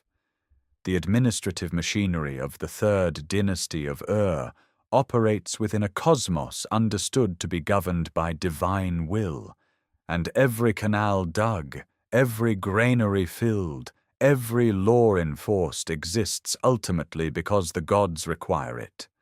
The temples that rise above the mud-brick residential quarters of Nippur, Lagash, and Eridu during the 21st century before the Common Era are not monuments to human ambition. They are houses, literal dwelling places where deities live in physical form, eat physical food, and wear physical garments changed with the seasons. The innermost room of each temple, the Keller, is a dim and narrow chamber where a cult statue rests on a low pedestal. The statue of Enlil at Nippur, the statue of Nana the moon god at the statue of Ningirsu at Girsu, each is carved from precious wood, overlaid with gold leaf, its eyes set with polished stone that catches lamplight. Priests enter this space daily, not to pray in the manner later religions would understand, but to serve. They set before the statue tables laden with barley bread, date cakes, beer in fine vessels, cuts of sheep and goat. They wash the statue's face, anoint it with perfumed oils, and dress it in linen garments appropriate to the ritual calendar. The god is present in the image, and the image must be sustained as any living body must be sustained. This theology shapes an entire economy. The temple of Enlil at Nippur, Sumer's religious capital, the city whose approval legitimizes every dynasty, controls thousands of hectares of agricultural land. Temple estates employ farmers, herders, fishermen, brewers, weavers, and bakers, all producing the surplus that feeds both the divine household and its human dependents. Administrative tablets from the Thrid period record these operations in exhaustive detail. Quantities of barley allocated for offerings, numbers of sheep fattened for sacrifice, volumes of sesame oil pressed for anointing rituals. The temple is simultaneously a sacred precinct and a vast economic enterprise, and the boundary between worship and administration does not exist. Nippur holds a unique position. No dynasty rules legitimately without Enlil's sanction, expressed through rituals performed in his temple, the Eka. Urnammu and Shulgi both lavish resources on Nippur precisely because political authority flows from this sacred center. The city produces no dynasty of its own, yet remains indispensable to every king who claims dominion over Sumer and Akkad. The goddess Inanna occupies a different but equally powerful place. Her cult at Uruk, centered in the ancient Iana precinct, celebrates a deity of paradox, love and war, fertility and destruction. The myth of her descent to the underworld, composed in Sumerian literary form during this period, narrates her journey through 7 gates, at each surrendering a garment or ornament until she stands naked before her sister Ereshkigal, queen of the dead. She is killed, hung on a hook, and revived only through cunning negotiation. The myth encodes Sumerian understanding of cosmic balance. Even the most powerful deity cannot transgress the laws of the underworld without consequence. The Akitu festival, celebrated at the New Year, enacts renewal on a civic scale. Processions move along sacred routes between temples. Statues are carried on boats along canals. Hymns composed by temple musicians fill open courtyards. the festival reaffirms the bond between city, king, and patron deity, resetting the cosmic order for another year. Votive statuettes placed in temples by worshippers stand with hands clasped and eyes wide, carved from gypsum or limestone, their gaze fixed eternally on the divine presence. They are proxies, standing in perpetual prayer on behalf of the donor long after the donor has departed. Thousands have been recovered from temple foundations, silent witnesses to a faith that understood the gods not as distant abstractions, but as neighbors requiring daily attention, housed in rooms of mud brick and cedar, fed from fields watered by the same canals that sustained the human city surrounding them. The fields that feed those temples stretch in long, narrow strips along canal banks, their furrows running perpendicular to the waterways so that each plot receives its share of the precious flow. Barley dominates the landscape, golden, resilient, tolerant of the slightly saline soils that already, by the late 3rd millennium before the Common Era, show signs of the slow poisoning that irrigation brings. Wheat once grew here in abundance, but the records from Gurzu and other administrative centers document a steady shift. Barley gradually displaces wheat as the primary grain, a quiet agricultural retreat that most farmers understand in their hands and feet long before scribes record it on clay. The plough seeder, one of Sumer's most ingenious innovations, transforms planting from a 2-step process into one. A funnel attached to the plough drops seed directly into the freshly cut furrow, ensuring even distribution and reducing waste. Teams of oxen pull these composite tools through heavy alluvial soil, while workers feed grain into the seed tube from above. Agricultural instruction texts prescribe the exact spacing of furrows, the timing of irrigation, and the proper moment to harvest.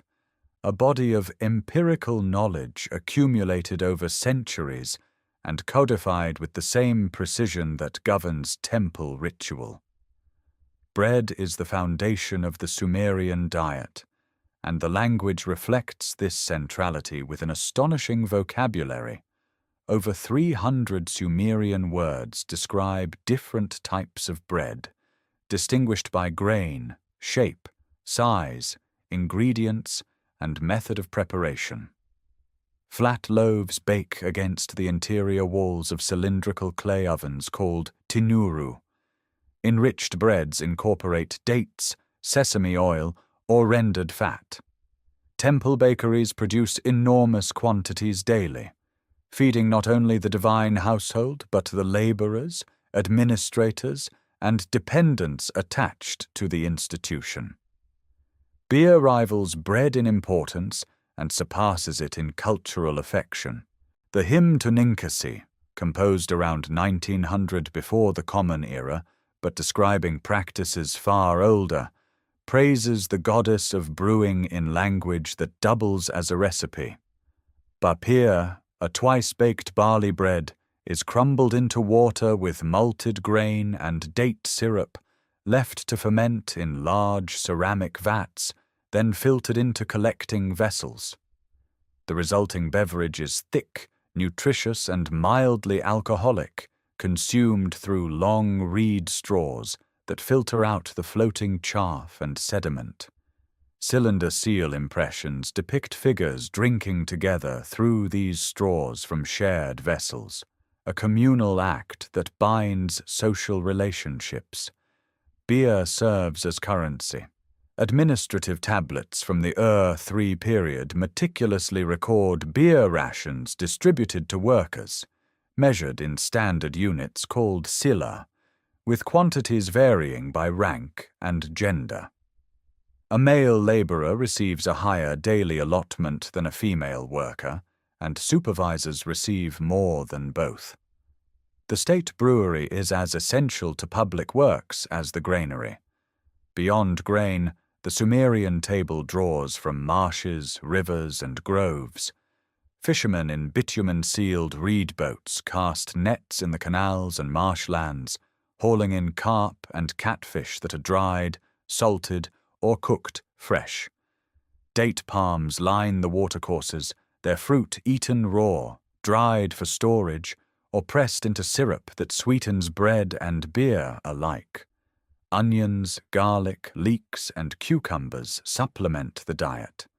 Sheep and goats provide milk, cheese, and occasional meat, though animal protein remains a luxury for most. The entire system depends on the canal network, an engineered landscape of primary channels, secondary distributaries, and field ditches maintained through corvée labor organized by temple and palace. When the canals flow, the cities thrive. When they silt or breach, famine follows.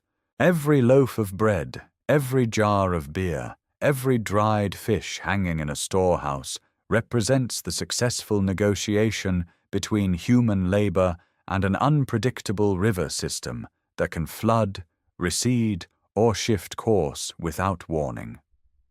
The abundance is real but fragile, sustained by constant vigilance and collective effort on a scale no previous society had attempted. That fragile abundance rests on a paradox. The alluvial plain that produces such extraordinary harvests of barley and dates is almost entirely devoid of the raw materials that make urban civilization possible. Southern Mesopotamia has no stone suitable for building or carving. It has no timber tall enough for roof beams or ship masts. It has no deposits of copper, tin, gold, or silver. Even the bitumen used to waterproof boats and seal storage jars must be gathered from natural seeps far upstream. Everything that distinguishes a Sumerian city from a village of reed huts, the gleaming diorite statues, the bronze tools, the lapis lazuli inlay on a golden lyre, arrives from somewhere else, carried across hundreds or thousands of kilometers by merchants whose names appear on clay tablets alongside meticulous accounts of weight, price, and profit. The trade networks that sustain this flow of materials are vast and ancient by the mid-3rd millennium before the Common Era. Lapis lazuli, that deep celestial blue stone prized above almost all other materials, originates in the mines of Badakhshan in northeastern Afghanistan, more than 2,500 kilometers from Ur. It passes through intermediary hands, moving along routes that thread through the Iranian plateau before reaching Mesopotamian markets. Carnelian, the warm red-orange stone favored for beads and cylinder seals, comes from Gujarat in the Indus Valley, from the distant land the Sumerians call Meluha.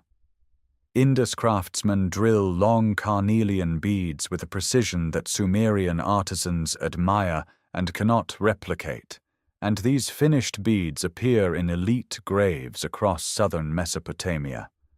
Copper arrives primarily from Magan, identified with modern Oman, where ancient mines honeycomb the Hajar Mountains. Merchant records from Ur document shipments of copper ingots weighing thousands of minas, transported by sea across the Persian Gulf. The island of Dilmun, modern Bahrain, serves as the critical transshipment point, a neutral trading hub where goods from Meluha, Magan, and Mesopotamia converge. Dilmun merchants grow wealthy as intermediaries, and their round stamp seals appear at sites across the Gulf trading network. Cedar and pine timber descend from the mountains of Lebanon and the Amanus Range, floated downriver or hauled overland to construction sites where temple builders await them. Within the cities, specialized artisans transform these imported materials into objects of breathtaking refinement. In workshops adjacent to temples and palaces, shell workers cut thin plaques from conch shells, shaping figures of soldiers, banqueters, and animals that are fitted into bitumen, backing alongside pieces of red limestone and lapis lazuli to create mosaic panels like the Standard of Ur. Seal cutters work with fine copper drills and abrasive powders, carving intricate scenes of combat, worship, and mythological narrative into cylinders of stone no larger than a finger joint. When rolled across wet clay, these seals produce continuous friezes of astonishing detail, a technology of authentication and artistry unique to Mesopotamia. Goldsmiths at Ur demonstrate techniques of hammering, granulation, and filigree that rival any ancient metalworking tradition. The vessels and jewelry recovered from the royal cemetery reveal mastery over alloys and soldering that requires generations of accumulated knowledge. Standardized stone weights, carefully shaped into forms prescribed by royal decree, ensure that transactions across this sprawling network maintain consistency. A mina of silver in Ur must equal a mina of silver in Dilmun. Shulgi's reforms during the 21st century before the Common Era codify these standards with particular rigor, but the principle of regulated exchange is far older. The merchants who manage this commerce occupy a distinctive social position. Neither priests nor farmers, they operate with a degree of independence unusual in a society organized around temple and palace. Their tablets record loans at interest, partnerships for trading voyages, and disputes settled before judges. They are pragmatists navigating a world of risk, where a storm in the Gulf can swallow a cargo of copper, where bandits along the Iranian routes can seize a season's worth of lapis lazuli. Yet without them, the cities would be nothing more than overgrown villages of mud and reed, rich in grain, but poor in everything else that defines the Sumerian achievement. The prosperity those merchants sustain does not endure. Shulgi's death around 2047 before the Common Era marks an invisible threshold, the moment when the most powerful state Mesopotamia has ever known begins its long slide toward ruin. His son Amar-Sin inherits a functioning empire.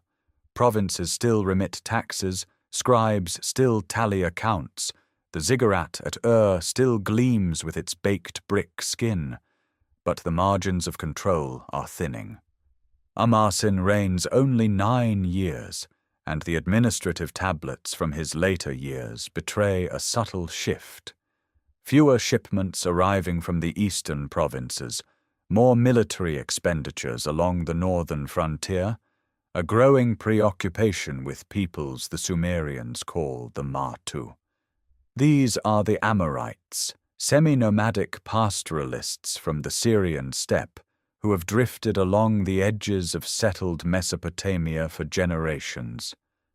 They are not an army in any organized sense, not a kingdom with a capital, but a demographic pressure. Thousands of families and their flocks moving into the irrigated lowlands in search of pasture and grain.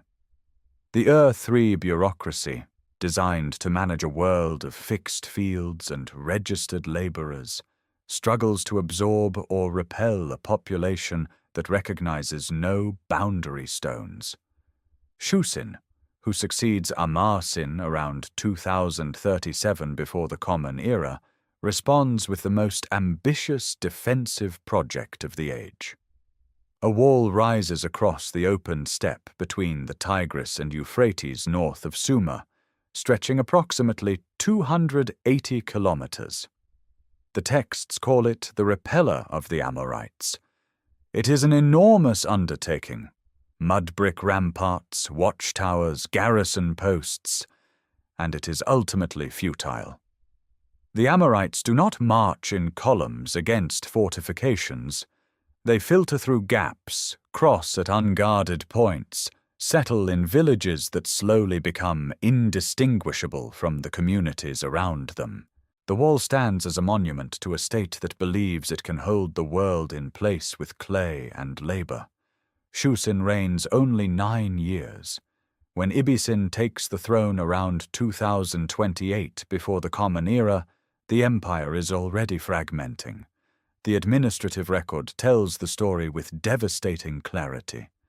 Tablets from the early years of his reign show provinces ceasing to deliver their expected contributions.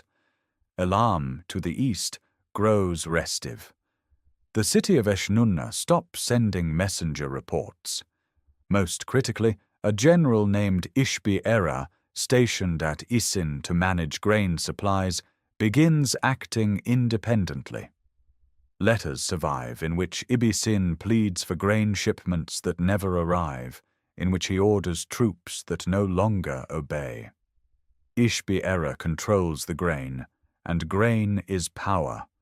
By approximately 2017 before the Common Era, Ishbi-Era has declared himself king at Isin, and the Third State has effectively lost control of everything beyond the city of itself and its immediate hinterland. The granaries empty. Tablets from these final years record grain prices rising to 60 times their normal levels. A measure of barley that once cost a single shekel of silver now demands staggering sums. The canal systems, already stressed by salinization, receive less maintenance as labor corvées collapse. Fields that fed tens of thousands produce diminishing yields. The bureaucratic machinery that once tracked every sheep and every bundle of reeds across a vast territory now administers a shrinking circle of desperate loyalty. Ibisin fortifies the walls of Ur. He performs the ancient rituals, maintains the offerings at the temples, clings to the forms of kingship, even as its substance drains away. The city that Ur-Nammu rebuilt as the capital of a unified Sumer and Akkad contracts inward, its outer quarters thinning, its markets quiet, its harbor receiving fewer ships from Dilmun. The defensive wall in the north stands ungarrisoned. The provinces have become independent kingdoms. The Amorite settlers farm land that Sumerian administrators no longer control. And from the Zagros highlands to the east, Elamite forces watch and wait, sensing the weakness of a state that once seemed eternal. The crisis that hollows Ur from within is not born in the reign of Ibisin. It is not born in the reign of Shulgi, nor even in the reign of Ur-Nammu. It is older than the Third Dynasty itself, older than the Akkadian Empire, older perhaps than the first kings who claimed heaven's mandate at Kish. It begins the moment the earliest farmers cut channels into the alluvial plain and diverted river water onto fields that had never known irrigation. That act, which made Sumerian civilization possible, carries within it the mechanism of Sumerian civilization's undoing. Water drawn from the Tigris and Euphrates contains dissolved mineral salts in small but persistent concentrations. In a natural floodplain, seasonal inundation deposits these salts, and seasonal evaporation draws some upward, but the water table remains deep enough that the cycle causes little harm. Irrigation changes the equation. Canals deliver water year after year to the same fields. The water table rises. Capillary action pulls moisture towards the surface, and as it evaporates under the brutal Mesopotamian sun, it leaves its mineral burden behind. White crusts of sodium chloride and other salts crystallize on the topsoil. The process is invisible at first, measurable only across generations, but it is relentless and cumulative. Administrative tablets from Girsu document the consequences with bureaucratic precision. Around 2100 before the Common Era, wheat and barley grow in roughly equal proportions across southern Sumerian fields. Wheat, the more valuable grain, is also the more sensitive to salinity. By 2000 before the Common Era, wheat cultivation in the south has declined to a fraction of its former extent. Farmers have shifted overwhelmingly to barley, which tolerates higher salt concentrations. The tablets record this not as crisis but as a counting fact. Columns of numbers showing harvest yields that trend steadily downward across decades. The yields themselves tell the deeper story. Fields that once produced substantial surpluses of grain per unit of land now return diminishing harvests. Barley that once grew tall and heavy-headed in the rich silt now stands shorter, thinner, its kernels smaller. The soil that made southern Mesopotamia the most productive agricultural region on Earth is slowly poisoning itself. Northern fields, higher above the water table and better drained by natural topography, fare somewhat better. The center of agricultural gravity begins its long migration northward, away from the ancient heartland of Eridu, and Lagash, toward regions around Babylon and beyond that will dominate Mesopotamian life in centuries to come. Farmsteads along secondary canals in the deep south show signs of abandonment. Mud brick walls crumble without repair. Canal banks go unmaintained, silting over, reducing water flow to fields already struggling. The system depends on constant labor, dredging channels, reinforcing embankments, managing sluice gates, and as populations thin and administrative authority fractures, that labor grows scarce. Each abandoned canal accelerates the decline of neighboring fields that depend on the same network. The infrastructure that sustains millions is a living organism requiring perpetual care, and it is slowly being starved. The theological framework of Sumerian thought offers no vocabulary for ecological degradation. When harvests fail, the gods are displeased. When cities decline, divine favor has departed. The lamentations that will soon pour from scribal styluses interpret catastrophe through the lens of celestial abandonment, not soil chemistry. Yet the tablets that record bushels and fields and seed ratios preserve an empirical record that modern agronomists can read with painful clarity. The salinization of southern Mesopotamia stands as one of the earliest documented cases of human-caused environmental transformation, a slow catastrophe unfolding across centuries, unrecognized by those who suffered it, legible only in the patient columns of numbers pressed into clay by scribes who recorded what they measured without understanding what it meant. The numbers the scribes record without comprehension become the epitaph of a dynasty.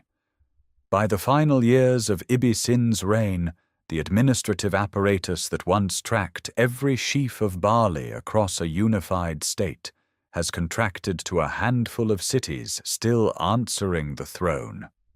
Letters preserved on clay tablets reveal a king pleading with provincial governors for grain shipments that never arrive. Ishbi-Erra, the governor of Isin, hoards supplies in his own granaries and refuses to forward them southward.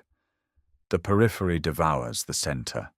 The defensive wall that Shusin erected against Amorite incursions has proven useless, not because it was breached by force, but because the nomadic groups simply flowed around it, settling in the gaps between weakened cities, filling administrative vacuums left by governors who no longer obey a distant king. The wall stands intact while the kingdom behind it dissolves. Provinces that once submitted balanced accounts through the Balar taxation system now operate as independent entities. Elam, the ancient rival to the east beyond the Zagros foothills, watches this disintegration with patient attention.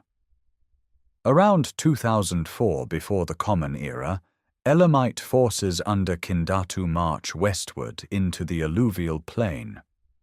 The army that Ibbi-Sin can muster is a fraction of what Shulgi once commanded. The great cities that might have rallied to Ur's defense have already severed their allegiance. Ishbi-Era at Izin makes no move to assist. Larsa stands apart. The coalition that sustained Ur's hegemony for a century has evaporated. The Elamites breach the walls of Ur, the city that housed the great ziggurat, that sheltered the royal cemetery's ancient dead, that served as the administrative heart of the most sophisticated bureaucratic state the world had yet produced, falls to foreign soldiers. Ibbi-Sin, last king of the Third Dynasty, is seized and carried eastward into Elam in chains. No record survives of his death. He simply vanishes from history, a king swallowed by captivity, his fate unknown, his dynasty extinguished. The destruction is not total, but it is devastating. Residential quarters burn, temple precincts are looted. The ziggurat of Ur-Nammu, too massive to destroy, stands above the wreckage like a mountain above floodwater, its baked brick casing scorched but intact, its staircases leading upward to empty air where rituals have ceased. What follows the destruction is one of the most remarkable literary responses in human history. Sumerian scribes, likely working within a generation of the catastrophe, compose the lamentation over the destruction of Ur, a poem of extraordinary power and formal sophistication. Structured in 11 songs called Kirugu, the composition gives voice to the goddess Ningal, divine consort of the moon god Nana, patron deity of Ur. She weeps for her destroyed city. She describes the divine council's decision to withdraw its protection, the storm of destruction that follows, the corpses in the streets, the silenced festivals, the scattered people. The theological framework is precise. The fall of Ur is not random misfortune. It is decreed by Enlil and the great gods in assembly. Ningal pleads before the council but cannot reverse the verdict. The poem transforms military defeat into cosmic narrative, placing human catastrophe within a divine order that mortals cannot alter. Guilt belongs not to failed policy or ecological ruin, but to inscrutable heavenly will. Yet beneath the theology, the poem preserves visceral images of urban destruction. Fires consuming reed-built houses, bodies lying unburied along canal banks, the sacred precincts emptied of worshippers, livestock wandering through abandoned streets. The poem names specific gates, specific temples, specific neighborhoods. It is simultaneously a work of high literary art and a documentary record of a city's agony. The lamentation genre itself becomes a lasting Sumerian contribution to world literature. Future generations of scribes will compose similar laments for other fallen cities, establishing a tradition of mourning that echoes through Mesopotamian literary history. The form acknowledges what the administrative tablets could not articulate, that behind the declining yield figures and the unanswered royal letters lay human suffering on an enormous scale, a civilization watching itself end and finding, in the act of writing it down, the only permanence available. The permanence those poets sought in language outlives the dynasty that produced them. Within a generation of Ur's fall, the political map of southern Mesopotamia fractures into competing Amorite kingdoms, each ruled by men whose ancestors spoke a West Semitic tongue and wandered the steppe that Shusin's wall failed to hold. Yet something remarkable happens. The conquerors do not erase what they inherit. They absorb it. Ishbi-Era, the former general who broke from Ibisin and established an independent dynasty at Isin around 2017 before the Common Era, styles himself in purely Sumerian terms. His royal inscriptions invoke Enlil's blessing. His scribes write in Sumerian. His temples follow Sumerian architectural plans, mud brick platforms rising in the traditional stepped profile. The Amorite ruler of a Sumerian city becomes, in every public expression of power, indistinguishable from the kings he replaced. Isin's dynasty claims legitimacy through the Sumerian king list itself, appending its rulers as the rightful successors of Ur. To the south, Larsa emerges as a rival power.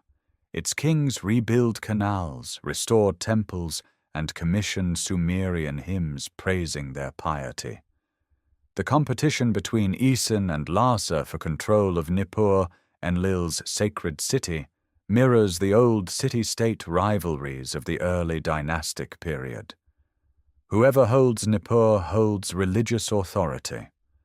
The theological framework remains entirely Sumerian, even as the spoken language of courts and markets shifts irreversibly to Akkadian. It is in the scribal schools of this era, the Old Babylonian period, that Sumerian literature receives its most systematic preservation. The Adubar institutions flourish in Nippur, Ur, and Isin, training young scribes who must master Sumerian as a classical language. They copy and recopy texts composed centuries earlier. The great literary works, the Gilgamesh poems, the Descent of Inanna, the temple hymns attributed to Enheduanna, survive because Amorite dynasty scribes treat them as essential curriculum. Bilingual tablets appear, Sumerian on one side, Akkadian translation on the other, serving as study aids for students who no longer hear Sumerian spoken in the streets. Mathematical traditions continue unbroken. The base 60 system, refined over centuries in Sumerian schools, reaches new sophistication in old Babylonian hands. Scribes solve quadratic equations, calculate square roots, and compile astronomical observations using methods inherited directly from Ur-III predecessors. Then Babylon rises. Hammurabi ascends the throne around 1792 before the Common Era, ruling a modest city-state that within decades absorbs Larsa, Eshnunna, Mari, and Assyria. His famous law code, carved on a black diorite stele over 2 meters tall, stands as the most celebrated legal document of the ancient world. Yet its structure, its casuistic formulation of if-then legal principles, its concern with property rights, marriage contracts, and agricultural disputes all descend from Ur-Nammu's code composed 3 centuries earlier. Hammurabi's scribes know this lineage. They study Sumerian legal terminology as foundational vocabulary. The stele's prologue invokes Sumerian deities alongside Akkadian ones. Anu and Enlil appear in the opening lines, granting Hammurabi divine sanction. The temples Hammurabi restores across his empire follow ground plans established in Sumerian sacred architecture.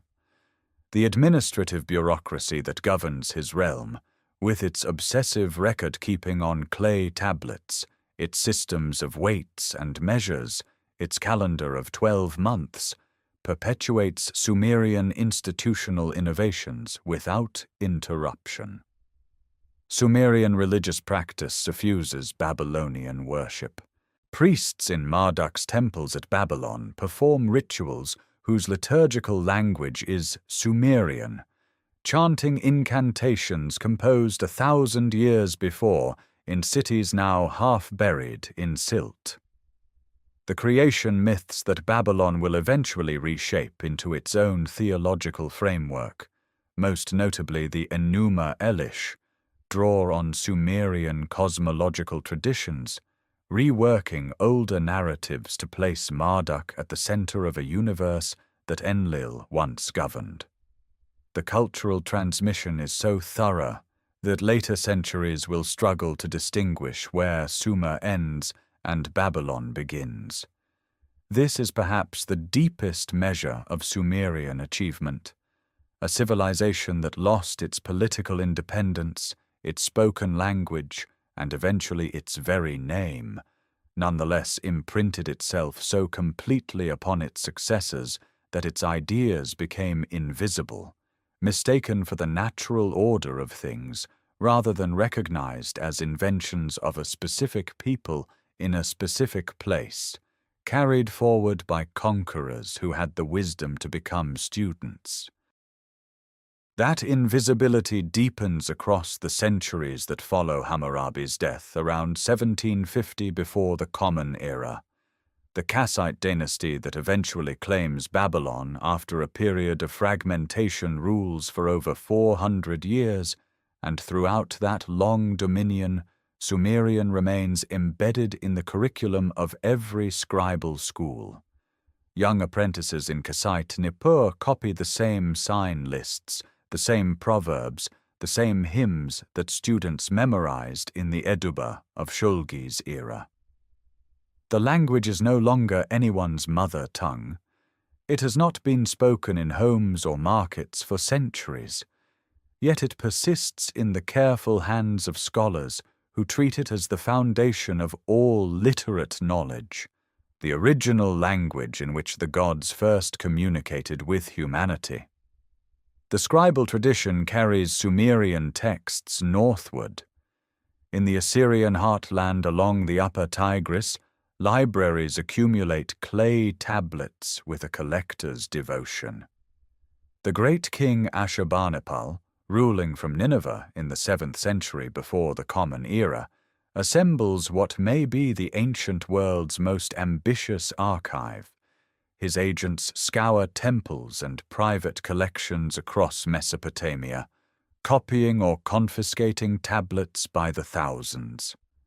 Among the treasures gathered in Nineveh's palace libraries are bilingual Sumerian-Akkadian lexical lists, ritual incantations in Sumerian with interlinear translations, and literary compositions, including versions of the Gilgamesh epic, that preserve Sumerian source material nearly 2,000 years old. Ashurbanipal himself claims literacy in Sumerian, boasting of his ability to read inscriptions from before the Great Flood. Nineveh falls to the Babylonians and Medes in 612 before the Common Era. The palace collapses, the library tablets tumble into the ruins, buried under mud, brick, and ash, sealed in darkness.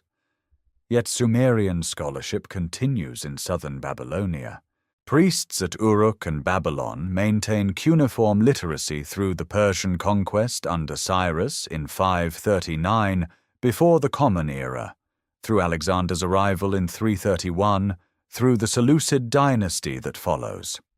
Astronomical diaries written in cuneiform at Babylon record celestial observations with extraordinary precision well into the Seleucid period, and the scribes who compose them still study Sumerian as part of their training. The last known cuneiform tablet, an astronomical almanac, dates to approximately 75 of the Common Era. After that, silence. The reed stylus is set down for the final time. No one alive can read the wedge-shaped signs pressed into clay. The tablets lie in the earth of ruined cities, buried under millennia of dust and alluvial sediment, waiting. The rediscovery begins slowly. European travelers in the 17th and 18th centuries note strange inscriptions on bricks at sites across Iraq. In the 1840s, Henry Rawlinson, suspended on scaffolding high on the cliff face at Behistun in western Persia, copies trilingual inscriptions that provide the key to deciphering cuneiform. The Old Persian text yields first, then Babylonian Akkadian, And finally, scholars recognize that a third, older language lurks beneath the Akkadian layer, a language unlike any known family. Jules Oppert formally proposes the name Sumerian in 1869. Excavation follows decipherment. The University of Pennsylvania digs at Nipper beginning in 1889, recovering tens of thousands of tablets from the scribal quarter. Leonard Woolley arrives at Ur in 1922 and spends 12 seasons peeling back the layers, revealing the royal cemetery, the great ziggurat, residential neighborhoods, and school buildings where student exercises still bear the fingerprints of children who lived 4,000 years ago. German expeditions at Uruk uncover the earliest writing, the monumental temples, the administrative heart of the world's first city. Each tablet cleaned and catalogued restores a fragment of a civilization that had been utterly forgotten. Names resurface: Ur-Nammu, Shulgi, Gudea, and Hedwana. Stories return: the descent of Inanna, the wanderings of Gilgamesh, the lament for a destroyed city. A language dead for nearly 4,000 years speaks again through the patient work of philologists who learn its grammar from the same bilingual lists that Assyrian scribes once studied. The clay that preserved Sumerian words proves more durable than stone, more lasting than papyrus, more permanent than parchment. Fired or sun-dried, buried in dry earth, the tablets endure as the Sumerians perhaps always intended, carrying their knowledge forward into a future they could not have imagined, but somehow, through the stubborn medium of pressed clay, managed to reach. The clay that reached the future carries more than words. It carries the architecture of thought itself, the invisible scaffolding upon which the modern world rests without knowing the name of its builders. Every minute divided into 60 seconds, every hour into 60 minutes, every circle into 360 degrees. These are not arbitrary numbers. They are Sumerian numbers, born from a base 60 mathematical system devised in the reed-built schools of southern Mesopotamia more than 4,000 years ago. The choice of 60, divisible by 2, 3, 4, 5, 6, 10, 12, 15, 20, and 30 reflects a practical genius for calculation that no subsequent civilization saw fit to replace. The clock face on a wall, the protractor on a desk, the coordinates by which ships navigate open ocean, all speak Sumerian without knowing it. The wheel, first attested in Sumerian pictographs around 3500 before the Common Era, begins not as a vehicle component, but as a potter's tool, spinning clay into symmetrical form. Within centuries it migrates to carts, to chariots, to every mechanism that translates rotational force into motion. The gears inside a watch, the turbines inside a power station, the axles beneath a train, each descends from that first turning disk in a Uruk workshop. Writing itself follows a longer, more winding path. Sumerian cuneiform influences Akkadian scribal tradition, which shapes Old Babylonian literary culture, which transmits concepts and narrative structures to Aramaic-speaking peoples, whose alphabetic script interacts with Phoenician writing, which becomes the ancestor of Greek, Latin, Arabic, and Hebrew alphabets. The line is not direct, not simple, but it is real. The impulse to press meaning into a durable medium, to make language outlast breath, originates in those first accounting tablets from Uruk Level 4. Law follows the same trajectory. Ur-Nammu's code, with its preference for monetary compensation over bodily mutilation, establishes a principle that resurfaces in Hammurabi's Babylon, in Hittite Anatolia, in the legal traditions that eventually inform Roman jurisprudence, and through it the civil law systems governing much of the modern world. The concept that a society should write its rules down, publish them, and hold rulers accountable to fixed standards, this is a Sumerian invention as surely as the plough seeder or the cylinder seal. Literature, too, begins here. The descent of Inanna into the underworld, the flood narrative preserved in the Gilgamesh tradition, the disputations between summer and winter, between copper and silver. These are not primitive tales. They are sophisticated explorations of mortality, power, nature, and meaning, composed in a language of extraordinary precision and beauty. Their themes echo through Hebrew scripture, Greek mythology, and the literary traditions of civilizations that never knew the name Sumer. The ruins of Ur stand today in southern Iraq, the ziggurat's lower stages still rising from the flat alluvial plain, baked brick the color of dried blood against pale desert sand. No rivers flow nearby now. The Euphrates shifted its course centuries ago, leaving the cities that depended on it stranded in silence. Eridu, the city the Sumerians believed was the first place on Earth, is a series of low mounds visited by wind and occasional archaeologists. Uruk, once home to perhaps 40,000 souls, is a vast tell where pottery fragments and cuneiform shards surface after every rain. Nippur, Lagash, Girsu, Umma, names that once commanded armies and filled granaries, exist now as coordinates on archaeological survey maps. Yet everything they built persists in transformed, invisible, essential form. The administrative state, the written contract, the standardized weight, the surveyed field boundary, the school curriculum, the library catalogue, the hymn sung to a deity in a sacred precinct. All these began between the Tigris and the Euphrates, in cities made of river mud, among a people who vanished so completely that for 2,000 years no one on earth remembered they had existed. The Sumerians did not know they were founding civilization. They were solving problems: flood, drought, hunger, disorder, oblivion. Their solutions became the foundations of the world. Thank you for journeying through the complete story of Sumer. If this series has brought the ancient world closer, consider subscribing so you never miss the next civilization we bring back to life.